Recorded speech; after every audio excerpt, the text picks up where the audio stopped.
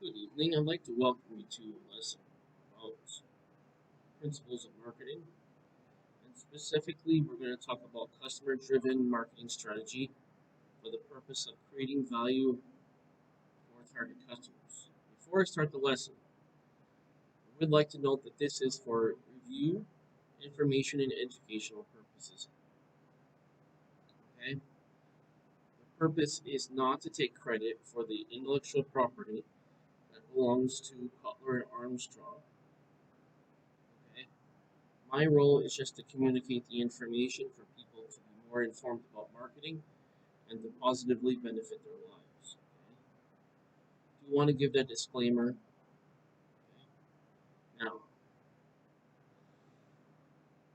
let me get to the chapter here.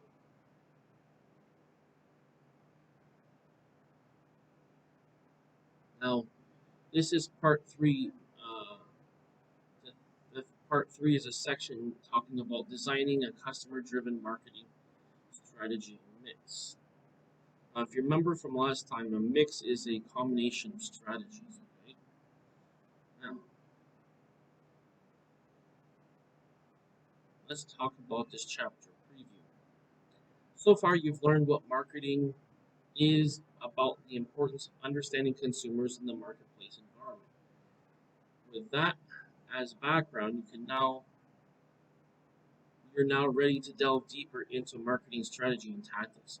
This chapter looks further into key customer-driven marketing strategy decisions, dividing up markets into meaningful customer groups, such as what they call segmentation. So this is a theme. This is a general term to understand how this works. Remember, that's called segmentation. This is a broad division of a market. Remember, a market has to do with the industry. Now, within the segmentation, you have specialty niches where companies will focus their efforts in and provide a superior and/or unique solution in the form of a product or a service. Choosing which customer groups to serve, that's called targeting. This is the type of customers. This has to do with your demographics. In your demographics, you're going to serve those in your niche. Okay. So we have targeting. Actually, I might just make this bigger so it's easier for you to see. Okay. Now, choosing which customers to serve is targeting. Creating customer offers to the best targeted consumers is called differentiation. To put it simply, is to show the difference between you and the competition. And the competition are the people in the same niche as yourself. Okay? Now, positioning offerings in the mind of consumers is called positioning, or um, showing. I don't like to use the same word that I'm defining.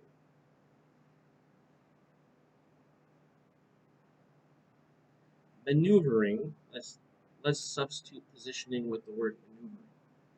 Maneuvering the offerings in the mind of consumers is called positioning. Okay? Now there will be some um, there will definitely those terms will be definitely mentioned as relates to the marketing mix, etc.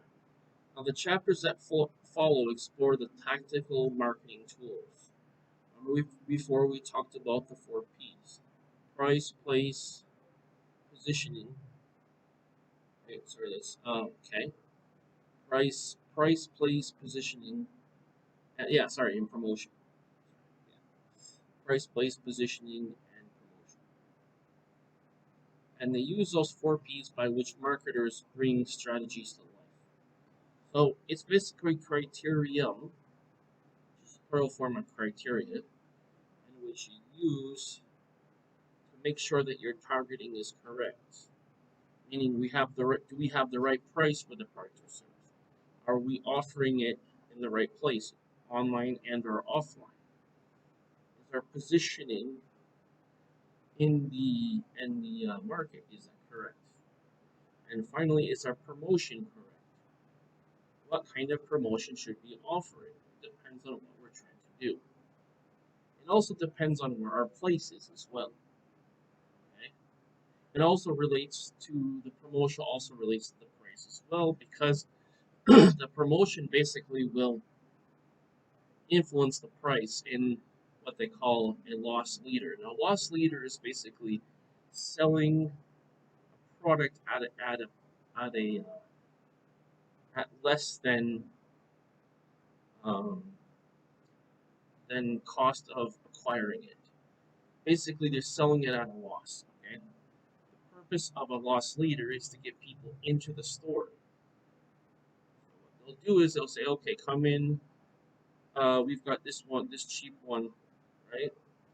They're taking a loss on that, but then they're gaining more than the difference on the more expensive items, which, by the way, usually in a retail setting is at eye level. So that's part of the promotion is the loss leader. Part of the promotion is the duration, and also part of the promotion has to do with a limited time. So you're getting more for a limited time for cheaper. That's the promotion. There are other ways of presenting the promotion in terms of events, in terms of referrals, etc. It's kind of like saying how many different ways can you cook chicken or something. Just like different. There are just many different ways. Okay? What you want to do is you want to make it appropriate for the environment, okay? Socially, politically, obviously economically in terms of what they can afford, and has to show value. Okay, we sort of already talked about that in the previous chapters, but I do want to bring that to your remembrance. That way, you'll remember some main factors, main things to think about while you're coming up with your marketing mix, keeping into consideration your strengths and your opportunities. Okay? Now, also, of course, weaknesses have to be considered as well. Remember, it's called the SWOT analysis. This has to do with assessing your strengths, weaknesses, opportunities, and threats. So, strengths internally. Weaknesses means what are you not good at. Strengths are what are you good at. Opportunities what is available in your niche. Okay? In relation to the segment, market segment. The threat is who is your competition. This is where differentiation matters, is because you have competition. Okay, there's almost always competition for whatever you're doing, unless of course you're the first one who did it. But then later on, of course, there will be competition because once somebody finds that it's profitable to do something, they're gonna do it too. So the point is, we need to make sure that we're different than our competition. Okay? That's what differentiation is. Now, to start a discussion of the ins and outs of segmentation, targeting, differentiation, and positioning, they have a case example about Best Buy.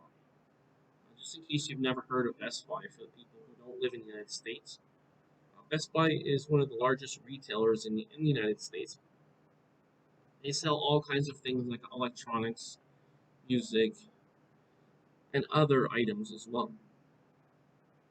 So they're the nation's largest consumer electronics retailer.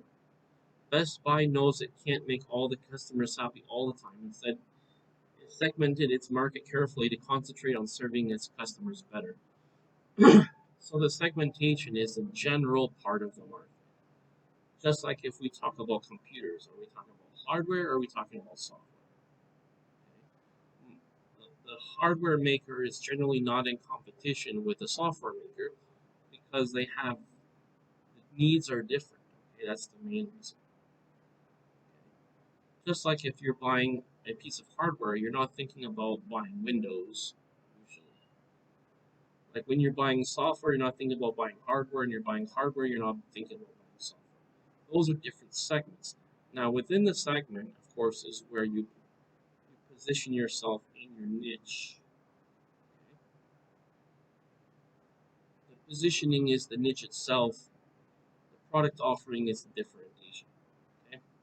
Now, what I'm going to do is I'm going to leave you to read this case example on Best Buy. Just understand that they have made themselves different than their competition, and they implement after the sale customer service and also before to make sure that they've targeted the right customers. Okay? Now, the important thing, I'll just give you some main ideas from the case example. I won't read through it because it's something you can do. Their attitude is customer centricity, means listening to target customers and helping them use technology to the way that they dreamed. Quote, we're about people, people just like you. We really mean it, really. Now, the idea is that you want to focus your efforts from the point of view of the customer to meet their individual needs and then do it in a way that satisfies the customer. Okay, that's the idea. Now, I'll give you a practical example of something that I did. So, when I was working in retail and I was selling computers, this was, when was this? 2008, long time ago. I had one man come in, and I'll give you an example here. This is an example of what to do. So I didn't know this guy, who this guy was. I just knew he was a customer. Turns out this guy is some sort of executive from DreamWorks. Okay? So it didn't matter to me. I just focused on the ethics and doing my best. I found out later the guy works for DreamWorks. My DreamWorks company. I was like, "Ooh, cool, nice." So what I did was, he said, "I want to buy a computer." My first focus was not let me sell him the most expensive computer.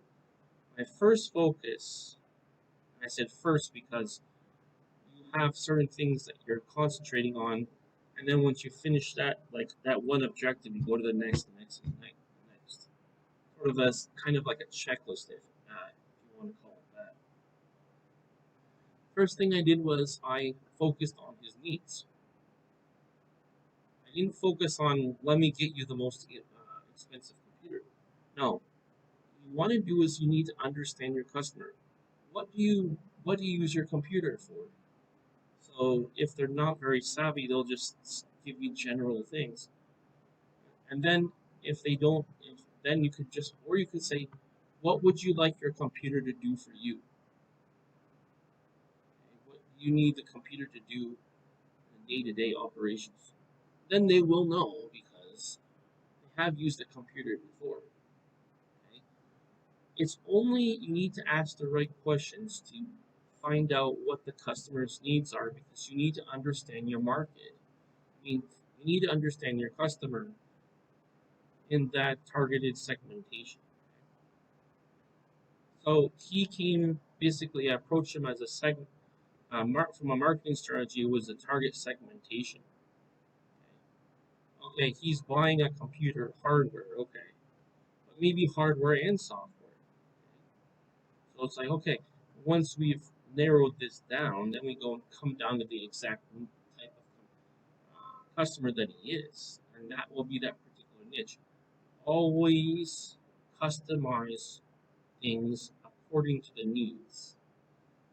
It accomplishes a couple of things. Number one, you don't spend as much time on the sales presentation.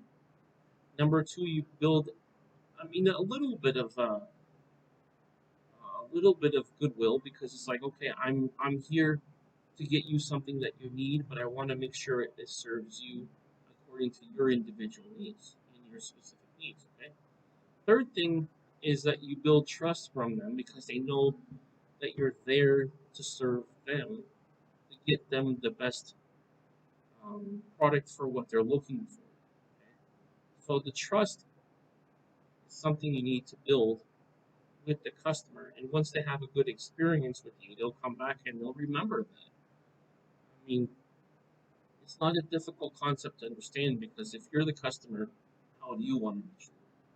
So you need to think of it from a customizable solution. At the same time, you also want to look at it from a customer service situation. The overall experience is what matters, okay? Not just, okay, here's a computer. So that's features. What we're looking for is benefits. What is it? What is it? How is it going to benefit him? There's always value to the company, but how is it going to benefit him?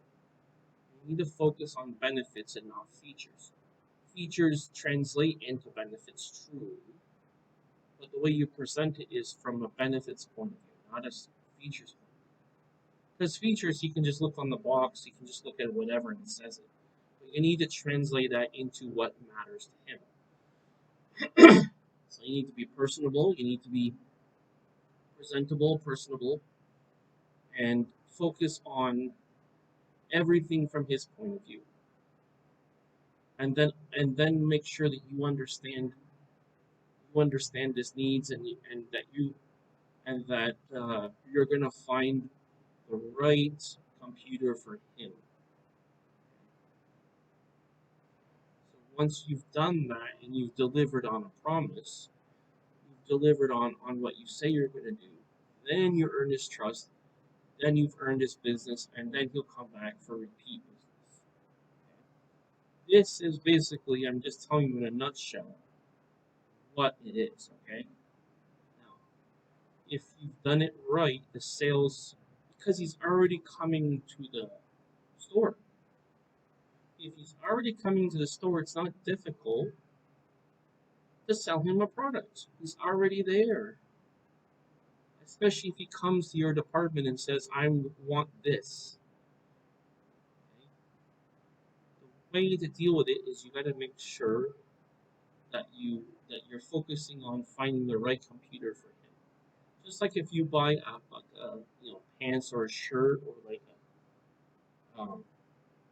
a business coat, it has to be tailored for him. Not everybody has the same size, right? So it needs to be tailored. It's a tailored solution in the form of a product. Okay? It's not just a product, but it's a tailored solution. You understand what I'm saying? And number one, from a specification standpoint, it's a tailored solution. Number two, from customer service point of view, you leave them with the best impression. Not only that you're competent, you care about his needs, and that you do things in a way that he can understand, that you appreciate his needs, and that you will, in a timely way, provide him the solution. That's what you do. Yes, you need to care about your customer. You need to care about his needs or her needs. You understand? Because that's as cheesy or funny as that sounds. That's basically what it is. Tailoring the solution from the point of view of the customer, give them the best customer experience.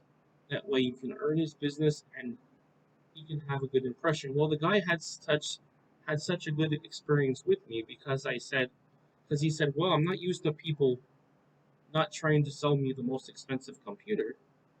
I actually wanted to tip me. I was like, I don't think I can take a $20 tip. But I mean, he insisted, so it's kind of like, okay, I guess I'll take it. Because I wasn't focusing on that. You see, if you focus on the quality, if you focus on that, you make people happy, and then people just want to give it to you, right? That's what it is. Customer centric. What's the point? Okay. Now, hopefully, that's basically what that is in a nutshell. Okay. Now, let's talk about our objectives for this chapter. Now, that was the introduction to get you in the mindset of what the chapter is trying to accomplish. Now, let's talk about our individual four objectives that we want to accomplish for this chapter. Number one, wanted to find the major steps in designing a customer-driven marketing strategy, which is the market segmentation, the targeting, the differentiation, and the position. So, in other words, we want a customer-driven marketing strategy. That's the first thing. That's the first objective. Second objective, we want to list and discuss the major um, basis for segmenting consumer and business markets. This isn't really difficult when you think about it.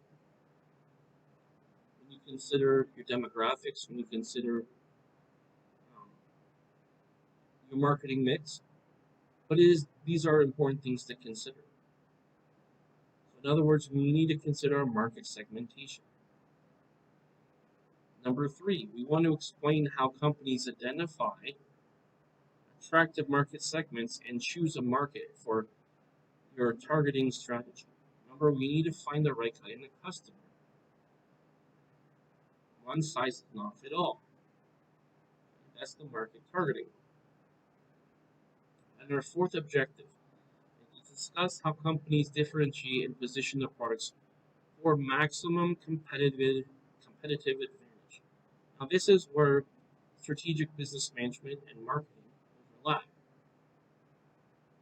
When we talk about a competitive advantage, we're talking about what we do better than our competition. That is under the category of differentiation. So, without even looking at it, I already know that's differentiation in positioning. First, positioning is where are we going to be in the market. Okay. First, we have the market targeting, which is getting in the right segment. And the positioning is in what niche are we going to be in.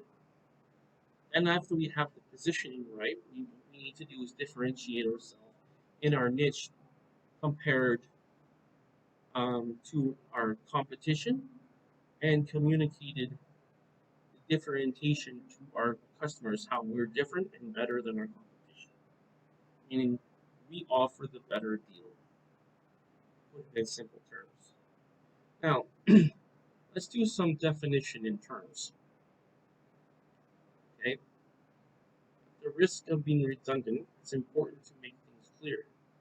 I don't want to make it big. Number one, let's talk about market segmentation. Now, market segmentation is dividing a market into smaller segments and with distinct needs, characteristics, or behavior that might require separate marketing strategies or mixes. Why? If we're selling, for example, I like to use the example of computer because it's a good example to use and it's because people can understand that. For example, suppose we're in the computer market and if we're selling hardware and software, well, the features are not the same. So if the features are not the same, then it means the benefits are not the same. You understand? So if the benefits are not the same, that means we need to market it, and our marketing strategy needs to be different based upon the benefits that you need to communicate to the customer. Now, let's talk about the second. This is called market targeting, which is market targeting or targeting. This is the process of evaluating each market segment's attractiveness and selecting one or more segments to enter. This depends on what you have that is of value to the market. Okay? So, suppose you have expertise in both hardware and software, then you can do such things. You have to assess your strengths first to see what you can offer. Based upon the strengths, then once you know the strengths, you'll know your opportunities. You cannot know your opportunities without knowing your strengths. You understand? Because how can you offer something that you don't have or you're not good at, especially if it's a service? Now, the third term is differentiation. Now, differentiation is making. Now, I'm just going to read the term and I'll put it in other words. Differentiation is differentiating the market offering to create superior customer value. Now, I don't like, and I don't think it's good form, to try to use the same word or a derivative of the same original word to define what the original word means. When you want to test understanding, you want your test to see if you can phrase it in another way that means the same, that shows you have understanding of the topic. Okay? Now, basically, you want to show how your product or service is different than your competition's than your competition in your niche, not in the segment, because each segment has different niches. Okay, for example, your market segment. Okay, let's say you decided. Okay, you decided that you want to sell hardware. Okay, but there's many reasons for this. One could be manufacturing. One could be availability, supply chain, etc. There's many reasons, but different hardware, especially based upon complexity, will require different types of skills, connections, and experience. Do you understand? So, as well as a ready supply chain. Now, so for example, there is a difference. For example, if I want to sell a keyboard, is that the same? Am I in competition with the guy who sells a computer? No, that's a different niche inside the same segment. Okay? Oftentimes, actually, both companies complement each other because you say, okay, well, how about now that you've got, he says, the guy with the computer will either buy my keyboards and resell them, or he's will refer me business because you need the keyboard with the computer, right? Especially if it's a desktop, right? Not so much if it's like a tablet or a laptop. You see? And here's another example. A smartphone technically is hardware. It has software in it. Technically also hardware. Technically the keyboard does too, but that's another story. When they think of software, think of something that you install or is pre-installed, like productivity software or like an operating system such as Windows. Now, the guy that sells like keyboards and or mice is not in competition with the guy who sells like a full unit, like for example a laptop, a desktop. They complement each other. It's a different niche. Just because they're in the same segment doesn't mean they're in the same niche. Now, let's talk about positioning. Positioning is arranging for market offerings to occupy a clear, distinctive, and desirable place relative to competing products in minds of target consumers. Let's break that down for a moment. Now, when they say in the minds of target consumers, they're referring to the perception, how they see you. The analogy I like to use, it's kind of like art. Let's say you see a painting on the wall. Two people see the same painting, but they have there's a different feeling and meaning that's associated with them based upon their perception, meaning they both can look at the painting and see something different. You understand? That's the perception. Now, so again, it's arranging for keywords arranging for market offering to occupy a clear, distinctive, and desirable place.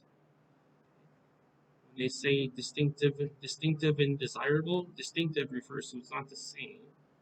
So that refers to the niche, not the segment. Because the segment, you're going to have almost everybody, not everybody, but many people in the same segment. Many companies in the same segment. Now, all these things, right? The market offering is from the point of view of the target consumers. as it relates to other people who offer the same product or service. You understand? Now, the positioning, that's the position. That's the market offering. Now, don't confuse that with differentiation. Differentiation just means how you're different.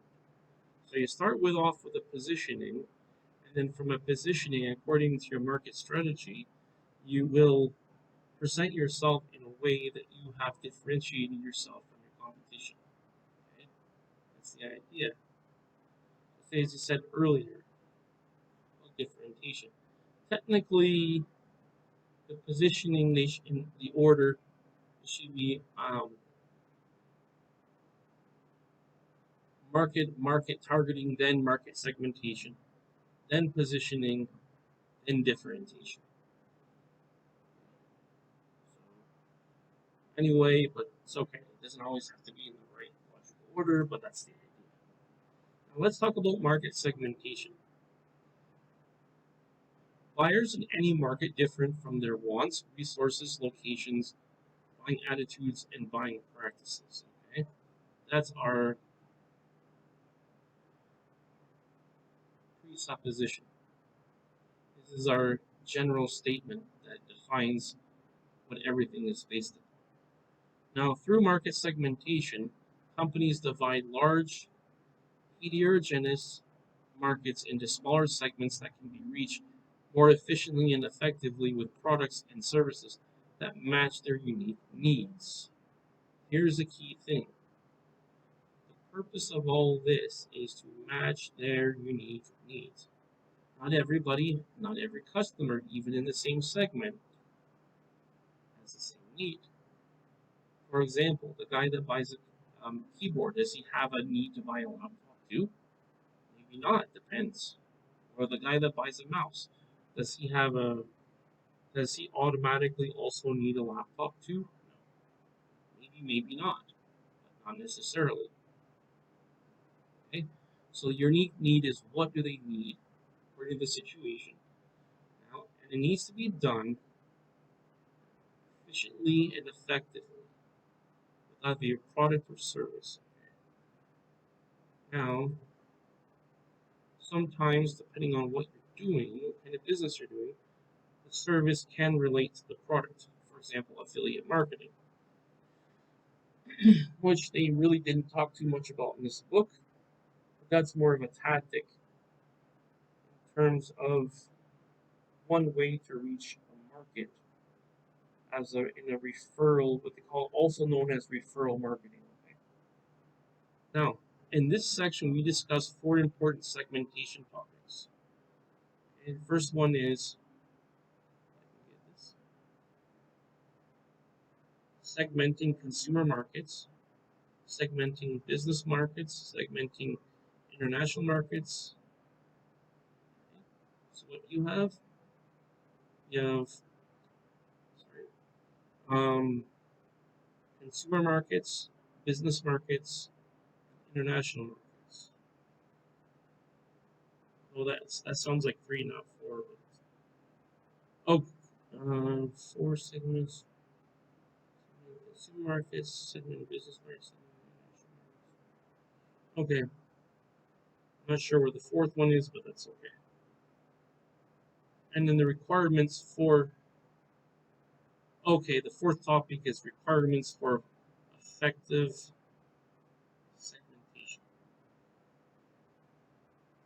And that has to do with your target.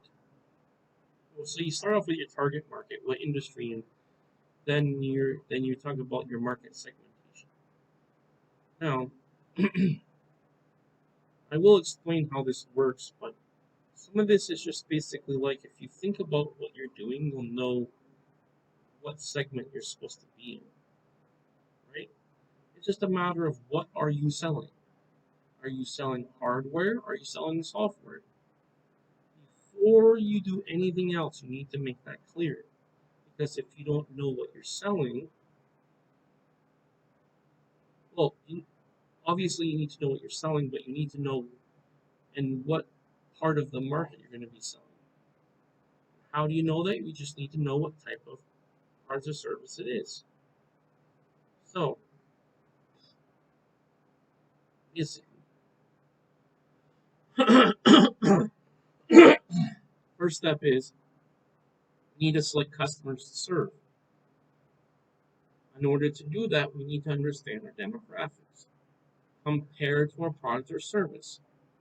For example, suppose I'm selling a Mercedes. What do you think the type of customers I'm selling to? Are we selling to people who have more money or less money? This is a very simplified, and all this sounds almost overly simplified, but I'm just trying to make the point simple and clear from the beginning, okay?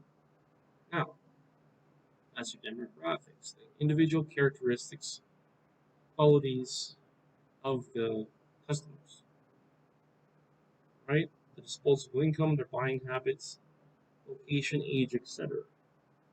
So, once we know that, then we can consider a segmentation, right? So, first step, select the customers to serve. Now, how do we do that? We do it through segmentation, which is dividing the total market into smaller segments, different parts. If you want to rephrase the word. So the market is very broad. We're talking about hardware, or are we talking about software? Those are both different segments. Then we just consider the targeting. So technically, I would say we consider targeting first, but select the segment or segments to enter. Okay, I guess we could. I guess maybe what they're referring to is what segments are in the market first, and then we select the market that we have. That's probably what they mean.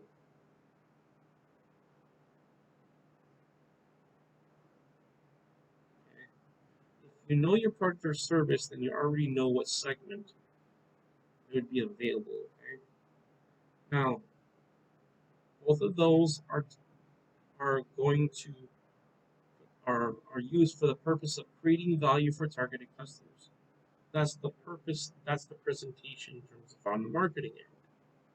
Now, the second thing is you needed that after we've considered the customers to serve through our targeting and segmentation. Next thing we need to decide, and this is where strategic business management intersects with marketing, is we need to decide on a value proposition. Just in case you're not familiar with the term value proposition, a value proposition is something that's proposed or shown to a customer of what what particular benefits or features that's associated with their product or service. So that is what that is. Now, in terms of how it's used through two ways. First way is through differentiation. Now, with differentiation, as we've talked about before, is the way to show the difference, how something is not the same compared to your competition in its market offering, for the purpose of creating superior customer value. Meaning they have to see that your product or service is superior to the other person's product or service. Okay? Because where are they going to get the better deal, with you or somebody else? Okay? Now this is a very simplified way of explaining it, but it's also very clear. Second thing after differentiation, you need to consider positioning. This is the positioning the market offering in the minds of target customers. We need to know basically what exactly do you offer what specifically do you offer? If I just said I'm offering hardware, that doesn't tell me specifically what it is. That's the positioning. Okay? Now, technically, like I said, the positioning should come before the differentiation. The differentiation comes after the positioning is defined, but it's okay if we're not doing this in terms of order. Now,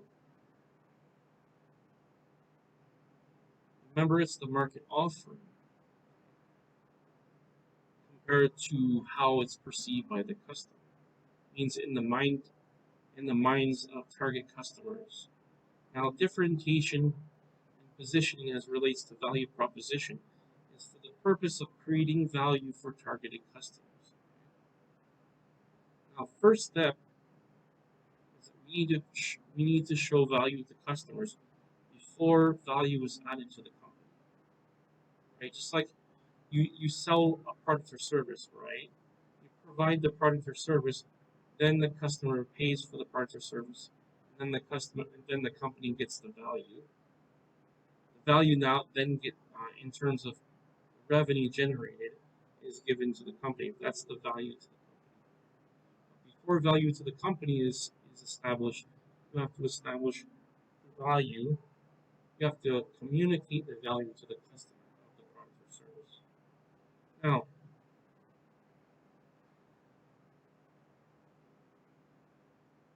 highlight these. Now,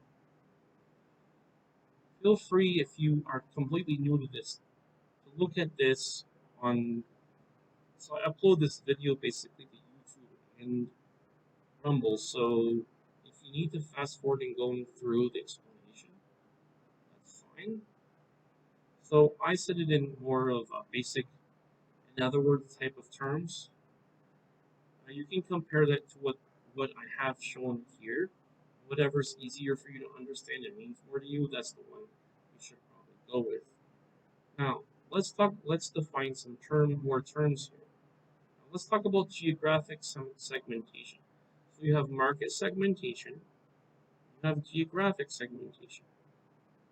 Okay. Now, geographic segmentation is dividing a market into different geographical units such as nations, states, regions, counties, cities, or even neighborhoods. Okay, translation. It has everything to do with where you're marketing your product. Also, the geographic location of your demographics or of your customers. Okay, that's your geographic segmentation. The keyword is geographic. Right? Depending on where your customer is, will influence other factors that previously mentioned in the previous chapter, such as social, political, economic. Each place is different. That's your geographical segmentation. Now let's talk about demographic segmentation, which I've been talking about from day one, which is dividing the market into segments based on variables such as age, gender, family, size, family life cycle, income, occupation, education, religion, race, generation, and nationality. This basically refers to criteria that a marketer would use to determine who their customer is. That's the consumer markets. Now, consumer is going to refer to a cross section of the larger of a group of customers. So, consumer would refer to the plural, macro, large scale versus customer is more your micro and small scale. The other term is age and life cycle segmentation. That's dividing a market into different age and life cycle groups. So when they say life cycle, they're referring to the life cycle of the product or service, not the life cycle of the customer. That's two different things. There are many things that goes into the life cycle of a product or service. I'm just going to give you some basic things. I'm not really going to explain the details behind it, but basically, one has to do with the popularity and relevance of it. It also has to do with political and social concerns as well. Right. Now, let's look at table 7.1. This is major segmentation variables for consumer markets. Remember I told you there's many things that play into that. Now, some of this stuff is very basic. Other things has more variables to consider. Now, the world, region, or country, that's pretty basic, right? That has to do with the continent or country that you want to market to. That's the world, region, or country. Country, region. Those are basically continents or areas of a continent. So sorry, major. So yeah. So excuse me. Those are parts of a country, areas of a country, otherwise known as a region. The north, the south, the east, the west, northeast, southeast, central, southwest, west, northwest. Those are country regions. Okay.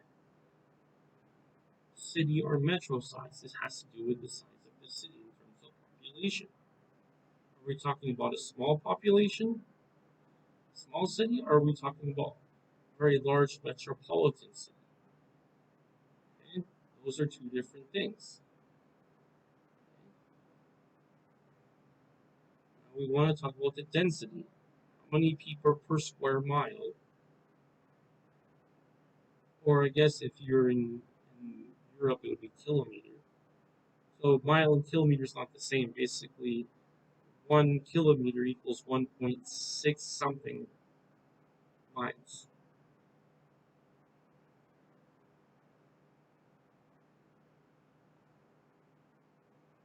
Sorry, excuse me. I got that backwards.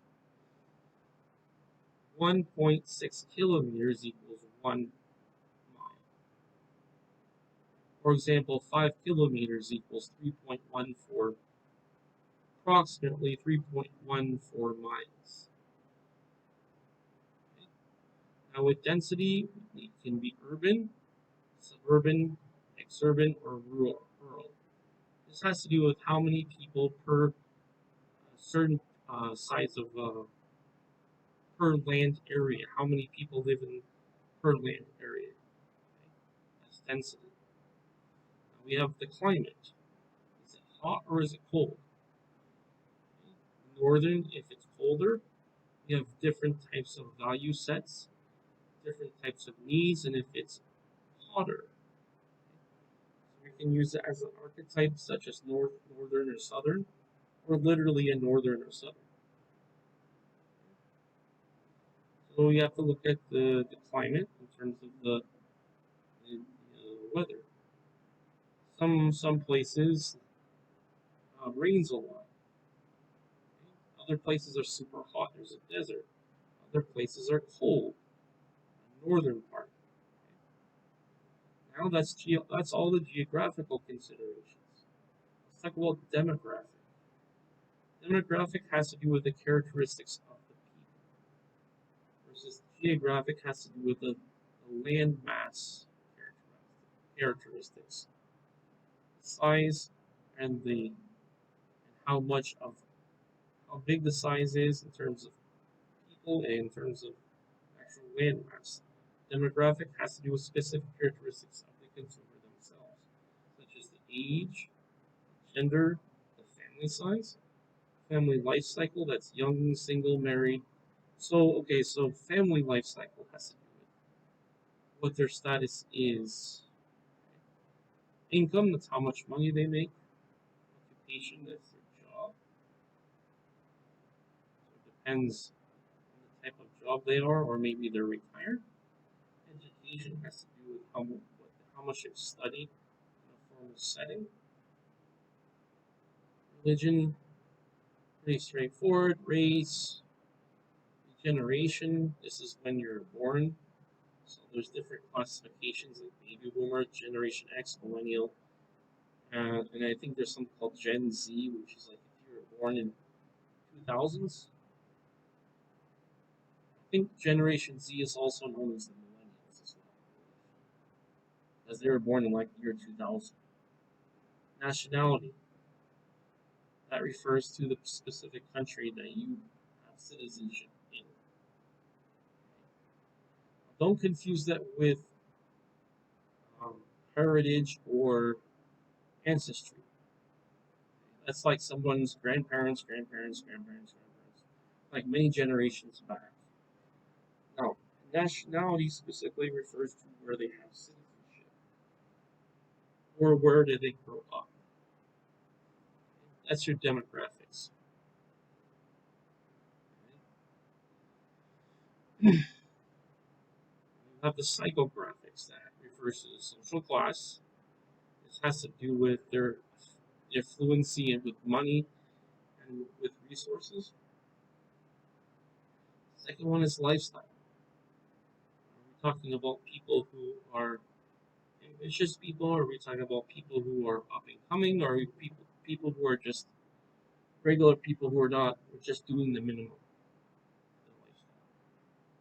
This also has to do with the types, how much money they'd like to spend, also as well. Personality. What type of personality do these people have? Are they compulsive buyers? Do they like to buy in an outgoing place? Are they people who like to research things a lot, or are they people who like to be told what to do? So that's part of the personality consideration under psychographic. Then we have behavioral, which is a very big part of it. This has to do with what people do during holidays, such as occasions. And we consider the benefits, behavioral benefits, the quality, the service, the economy, the convenience, and the speed. And we consider the user status, how often or how much in the past, or have they ever used the product before? User rate, I'm sorry, how often have they used it in the past? And then how do they use it is the user rates. So user status basically is long term, historical. User rates has to do with the tendencies and behavior. Loyalty. They only want to buy X company's brand. Or are they people who are bargain hunters who look for different types of brands based upon what's what do they think is going to give them a better deal? Now we have the readiness stage. What type of buyer are you? Are you aware? Are someone who's very aware of the deals? Informed? Are you interested? Desirous? A person who really likes to buy? Do they intend to buy? Or are they just unaware? They don't know anything about it. Depending on the product or service, um, they have a general interest, but then they don't know much about the product. And then we have the attitude towards the product. And this also relates to loyalty status, such as the attitude affects the loyalty. So, are you enthusiastic? Are you positive? Are you indifferent, negative, or hostile? Now, this attitude toward product has to do with the user experience. This is shaped through user experience. Okay. Now, let's talk more about some other definition and terms. Here we can see a picture of something called that explains life stage segmentation. For example, Disney Cruise Lines targets primarily families with children, large and small. Most of its destinations and shipboard activities are designed with parents and children in mind. So, that has to do with your life stage segmentation. Sometimes seeing an example of something speaks volumes and is a better explanation than something that just describes something. It's sort of like what is more descriptive, picture or words? So as the Chinese saying goes, a picture means 1,000 words. Right? Kind of like that. Goes with the marketing, it's visual oriented as opposed to text oriented.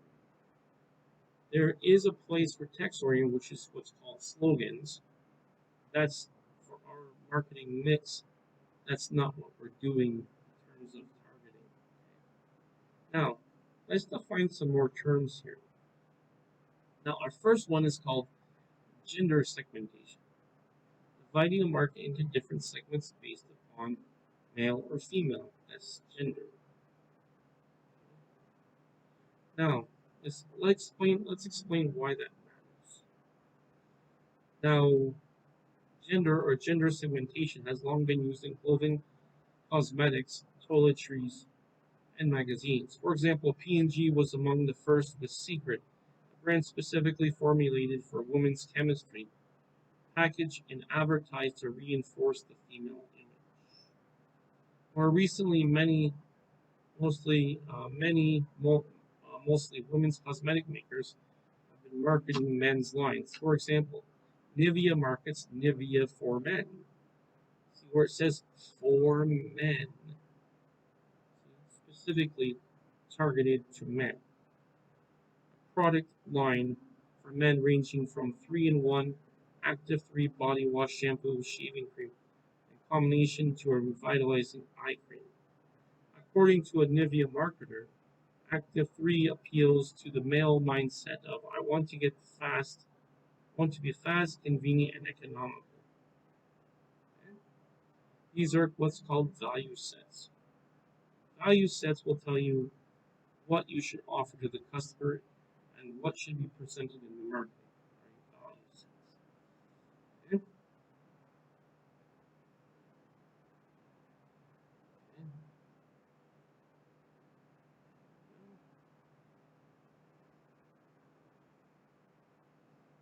A neglected gender segment can offer new opportunities in marketing ranging from consumer electronics to motorcycles. For example, Harley Davidson has traditionally targeted its product design and marketing to bread and butter market of males between 35 and 55. Women were more often just along for the ride, but no longer.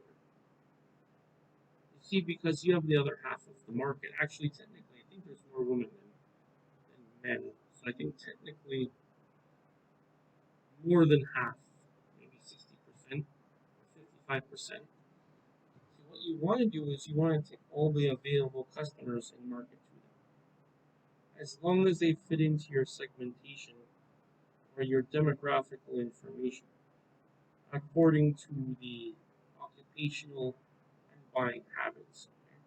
So, for example, one of the main thing is can they afford the products? That'll be first question. Second of all, do they like motorcycles? Third is, do they like the experience of what the motorcycle offers? So, especially the first two, third one can be acquired by test driving or other promotional activities. Okay. Women are now among the fastest growing customer segments in the motorcycle business. The number of female Harley Davidson owners has tripled in the past 20 years. Keep in mind this was as of 2012. It's probably even more now in 2023, if I were to guess. I don't know the exact facts and figures. So the company is boosting its efforts to move more women on the back of the bike onto the rider's seat. Rather than indulging in female stereotypes, however, Harley Davidson is doing what? Appealing to strong, independent women who enjoy taking a challenge and feeling the adventures. Okay, so these are the type of people. Says the company's women's outreach manager. A recent ad sports the headline, "Not pictured, the weaker sex." A woman's, and then unquote, and then it says, a woman's web microsite encouraging women to share inspirational writing stories with one another. And to kick off Women's Writers Month, Harley Davidson recently hosted special writing events designed to quote, celebrate the millions of women who have already grabbed life by the handlebars. That's how you get people involved in the buying process is you have to get them involved in experiencing the product. By experiencing the product, you have set up that user experience, and therefore they will either have a positive, negative experience, which will affect the buying decisions. Okay. Now, In marketing to women, Harley Davidson is staying true to the tough, road tested image. And they said, I don't think we're going to see any pink, meaning Harley Davidson motorcycles on the road, says an analyst. And, quote, they don't have to add more mirrors so women can do their cosmetics. They want to sell Harleys to women, and they want to sell them to women who want to ride a Harley. So we want to make sure we're targeting the right people when we sell products. Are these people likely, or are these the type of people who would be interested in motorcycles? Right? It's just like anything else. The person has to be the kind of person who would be normally interested in that kind of thing. Okay? That's the idea. Now let's talk about another segmentation. This one is income segmentation. This is dividing a market into different income segments. This matters because you need to make sure these are the type of people who are likely to buy and or mainly can buy, as in they have the money for them and are likely to buy. This is part of your demographical market or your demographical section. Okay? So that's part of income segmentation. So basically what it is you have a product and you have everybody who can afford that product. Right? Everybody who can afford that product, you look at the product line. Those are different segments. So depending on the type of product, determine the segment. Okay? Within the segment, we have different features. Our niche will, in the niche, will differentiate its offering by its in its niche. For example, for cars, right? Okay, suppose you have people who have to make a minimum amount to buy the product, right? That's the first thing. But maybe they don't like gas-powered cars. Maybe they like battery power, or maybe they like hydrogen power, or maybe whatever the case may be. Even solar-powered cars. Those cars definitely are not common, but that's the idea I'm referring to. Now, other marketers use high-touch marketing programs to court well-to-do. These are basically high-income people. Okay? Consider these examples. Seadrum Yacht Club, a small ship luxury cruise line, calls select guests after every cruise and offers them to have the CEO fly out to their home and host Seadrum's expense a brunch or reception for a dozen of the couple's best friends. So it's sort of like an after party, but from a marketing standpoint and customer service standpoint, this refers to value added offering. So sort of like what's the difference between two people that take a cruise? Well, has to do with the benefits, has to do with what's offered. And it also has to do with the experience. Okay? Just like if you go to an expensive car dealership where they sell expensive cars, you have ones that are not expensive. Where do you think you're going to get more attention? The expensive or the cheap? See? I mean, this is a general idea. The difference is in what particular service creatively they've come up with. Okay? Now, the cruisers tell the story of their cruise. Sea Dream offers a great rate for their guests and sells several cruises at $1,000 per person per night, not to mention the friends of the couple telling their friends. This has been so successful for Sea Dream that it has abandoned most traditional advertising. Similarly, when Steinway sells a Steinway grand piano, it offers to host a special event for buyers in their homes, including having a Steinway artist perform. Such highly personal marketing creates a community of brand evangelists. This is a kind of a term as in people who will give you free advertising. They basically just talk about why they like the product. That's word of that's basically the it's basically word of mouth. So when people really like something or really dislike something, they're very vocal and they tell their story to prospective affluent buyers and friends, precisely the right target group. Now, the thing about that is because the for example the piano costs more, you have to have a way to convince people that they should spend more and also buy yours instead of the competitors. How do you do it? You offer something different. That's your differentiation. You have to show. This is basically a demonstration. It's kind of like it's just like anything else. Like you're selling a car, violin, no computer, anything. Basically, you want to see it in action, but you want it to be shown in a way that highlights its features. So, for example, you wouldn't want somebody who doesn't know much about pianos to present a piano or a violin or whatever. You want to be able to show how it can be very well used. Right? If someone's good at playing the piano, well, they make the piano look good. Because they're good at playing piano. You see what it is? That's what I'm talking about. However, not all companies that use income segmentation target the affluent. For example, many retailers such as Dollar General, Family Dollar, and Dollar Tree store chains successfully target low and middle income groups. The core market for such stores is represented by families with incomes under $30,000. I'm assuming they're referring to per year. When Family Dollar real estate experts scout locations for new stores, they look for low to medium class neighborhoods where people wear less expensive shoes and drive old cars that trip a lot of oil.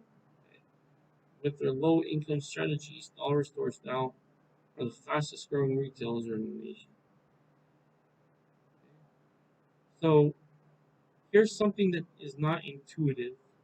It sounds backwards, but it's actually true. The more specialized you get in a market, the better you can serve your customer. Why? Because when you're more specialized, you have your you offer more value for to a certain group of people. So that's the other thing. If people obviously you don't offer an expensive product to someone who doesn't can afford it based on their income. Okay? Now the troubled economy has provided challenges for marketers targeting all income groups. Consumer at all income levels, including including affluent consumers, are cutting back on their spending and seeking greater value from their purchases. See that? What are they really? So what is the real? What is the real objection? Value from the purchases, which means it's not a question of price; it's a question of value. Meaning, the value is what do you get? What is the benefit for buying this product? Meaning, you could actually, for example, a company could actually charge more, but because they offer more in return to the right type of people, and they're able to get more. In many cases, luxury markets are targeting high-end consumers that hardest hit. Even consumers who can still afford to buy luxuries appear to be pushing the pause button. Remember something when this was published, it was in 2012, when they're getting out of the US recession. It's conspicuous non consumption, says an economist. And then he says, quote, the wealthy still have the wealth, meaning, but it's the image you project in a bad economy of driving a nice car and your friends or colleagues maybe losing their business. So let's look at the classification. Conspicuous non-consumption. Conspicuous refers to something obvious or shown openly. Non-consumption means that people who don't buy. Those are the wrong type of customers. Easier to spot, but they're also the wrong customers. What you want is conspicuous consumers. You're super rich, you're super wealthy, are typically conspicuous consumers because they like to show off what they have. So, not when we talk about this, we're not giving a value judgment. We're not judging whether or not this is morally right. We're just talking about the facts of the situation. Now, let's talk about psychographic segmentation. Now, remember that psychographic segmentation is dividing a market into different segments based upon a social class, lifestyle, or personality characteristics. Right? Marketers use personality variables to segment markets. For example, cruise lines target adventure seekers. Royal Caribbean appeals to high energy couples and families by providing hundreds of activities such as rock wall climbing, and ice skiing. Its commercials urge travelers to, quote, declare your independence and become a citizen of our nation. Just like football teams, what do they say? Red Sox Nation, or Sox Nation, Raider Nation, Patriots Nation. See? The idea is to bring certain demographics together that are interrelated into one group where they feel an affinity and thus build brand loyalty. That's what it is. All right.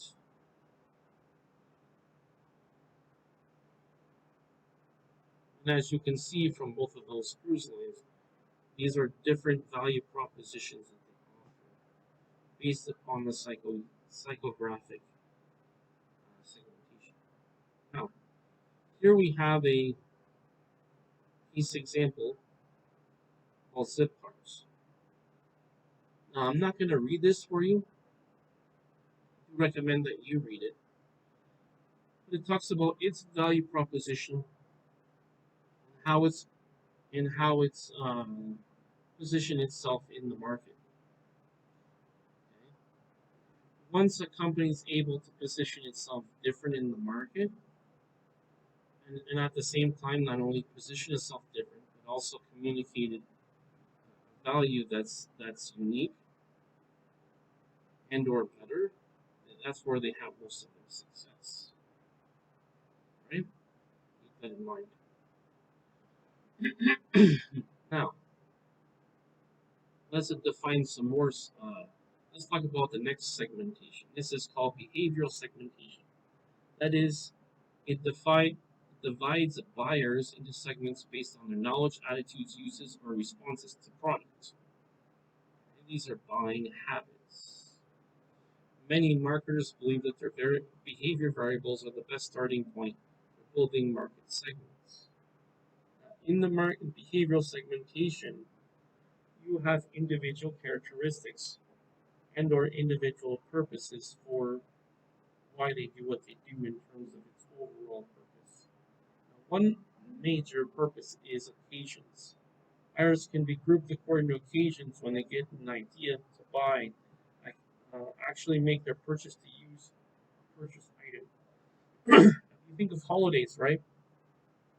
It attracts people of all backgrounds, all connected by the holiday. Now, in the occasion segmentation, they can help firms build up product usage. That's the value from a marketing standpoint is getting the data on product usage.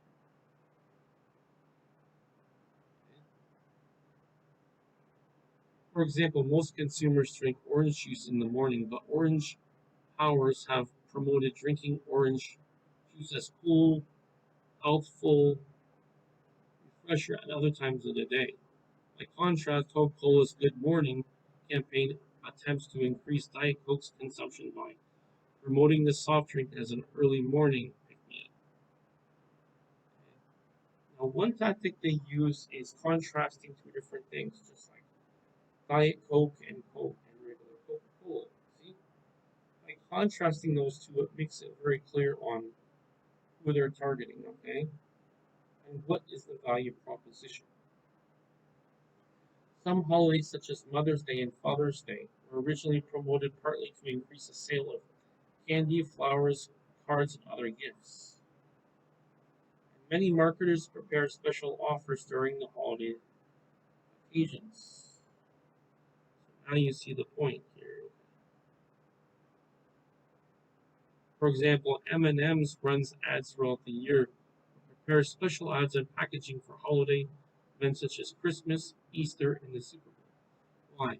And you need to make yourself relevant to the time period that you're in, not only for the decade, the year, but also for the time of the year in terms of the season, and in terms of the occasions. Okay, by doing that and putting that in your packaging, you effectively not only increase your brand value, but increase the interest in the products itself.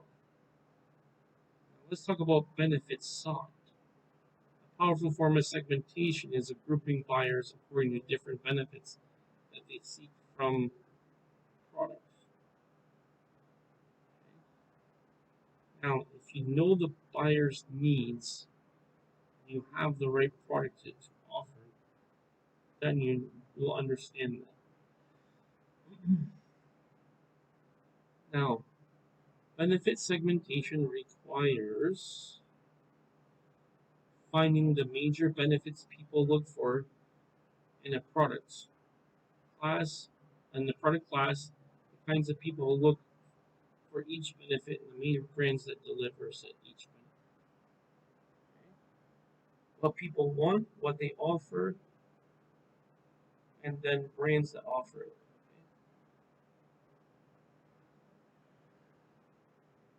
Okay. Now, what I would like you to do is just review the terms I have on the left. Normally, I would read those first, but basically, what's already in the text is the same, at least usually. Okay.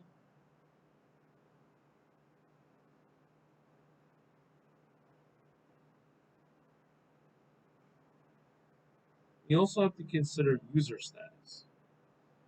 Markets can be segmented into non users, X user, potential users, first time users, and regular users of the product. Marketers who want to reinforce and retain regular users attract targeted non users and reinvigorate relationships with X users. This can happen for various reasons, everything from a person has changed to a different brand to their buying habits have changed as well. Now, included in the potential user group are consumers facing life stage changes such as newlyweds, new parents, who can be turned into heavy users. For example, upscale kitchen and cookware retailer Williams Sonoma actively targets newly engaged couples. Why? Because they know what needs these type of people have. And it's very easy to find that out. All you do is you say, okay, if you're this person, what would you need? Again, it's customer centric. It's from the point of view of the customer, but it's not difficult to find out what the information is. 8-page Williams Sonoma inserts a bridal magazine shows a young couple strolling through a park or taken innately into the kitchen over a glass of wine. The bride to be asks, "Now that I've found love, what else do I do? What else do I need?" Sorry.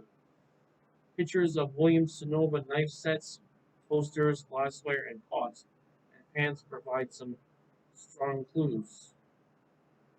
The retailer also offers a bridal registry, of course, but it takes its registry step further. We have a program called The Store Is Yours. It opens the store after hours by appointment, exclusively for individual couples to visit and make their wish lists. This segment is very important to Williams Sonoma. About half the people who register are new to the brand, and they'll be buying a lot of kitchen and cookware in the future.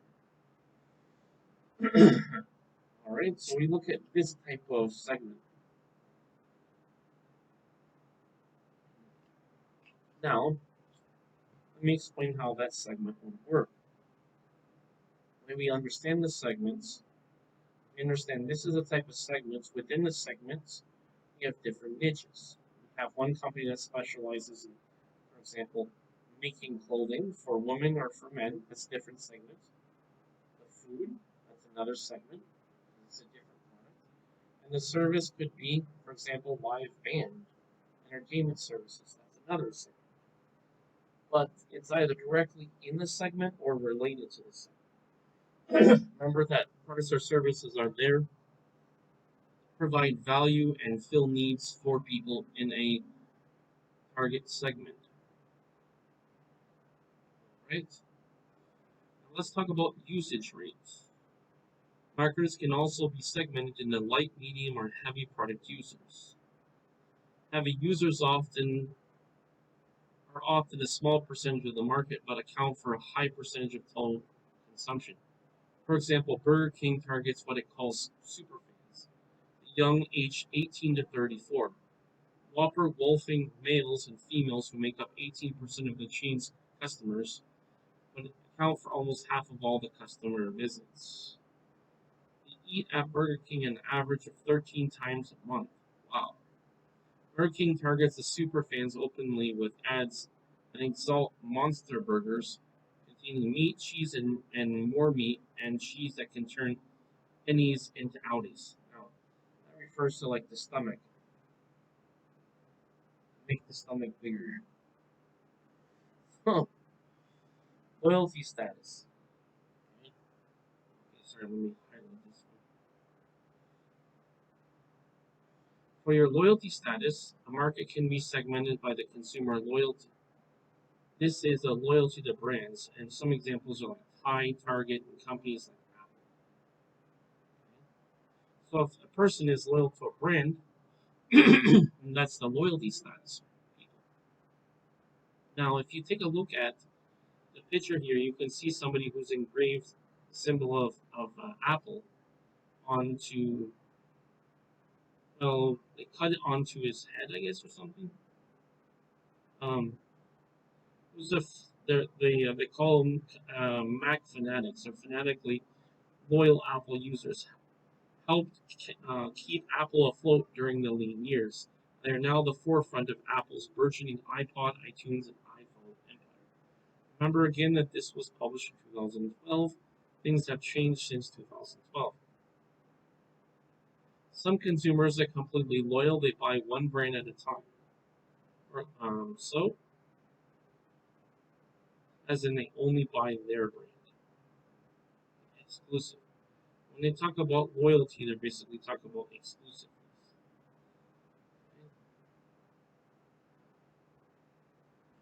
Other consumers are somewhat loyal. They are loyal to two or three brands of a given product or favor one brand while sometimes buying others. So, still, other buyers show no loyalty to any brand. They either want something different each time they buy, or they just buy whatever is on sale, which is many people. Um, and this is similar to what they call bargain hunters as well. So, a company can learn a lot by analyzing loyalty patterns in its market. It should start by studying its own loyal customers. Okay. So that's like step one. Find the people who use it the most. Okay. Then once you have that, then you can try to get people converted to being loyal. For example, by studying Mac fanatics, Apple can better pinpoint its target market and develop marketing appeals. By studying in less loyal buyers, the company can detect which brands are competitive with its own. By looking at customers who are shifting from brand, the company can learn about its marketing weakness. Are people buying their brand because they're loyal, or are they buying it because there's a promotion and they're just gonna get it this time? You know what I'm saying? Okay. And as far as marketing mix and strategy, you need to know what your weaknesses are. If people are not loyal to you, that's a weakness. Okay? Now, by studying its less loyal buyers, the company can detect which brands are competitive with its own. That's your threats.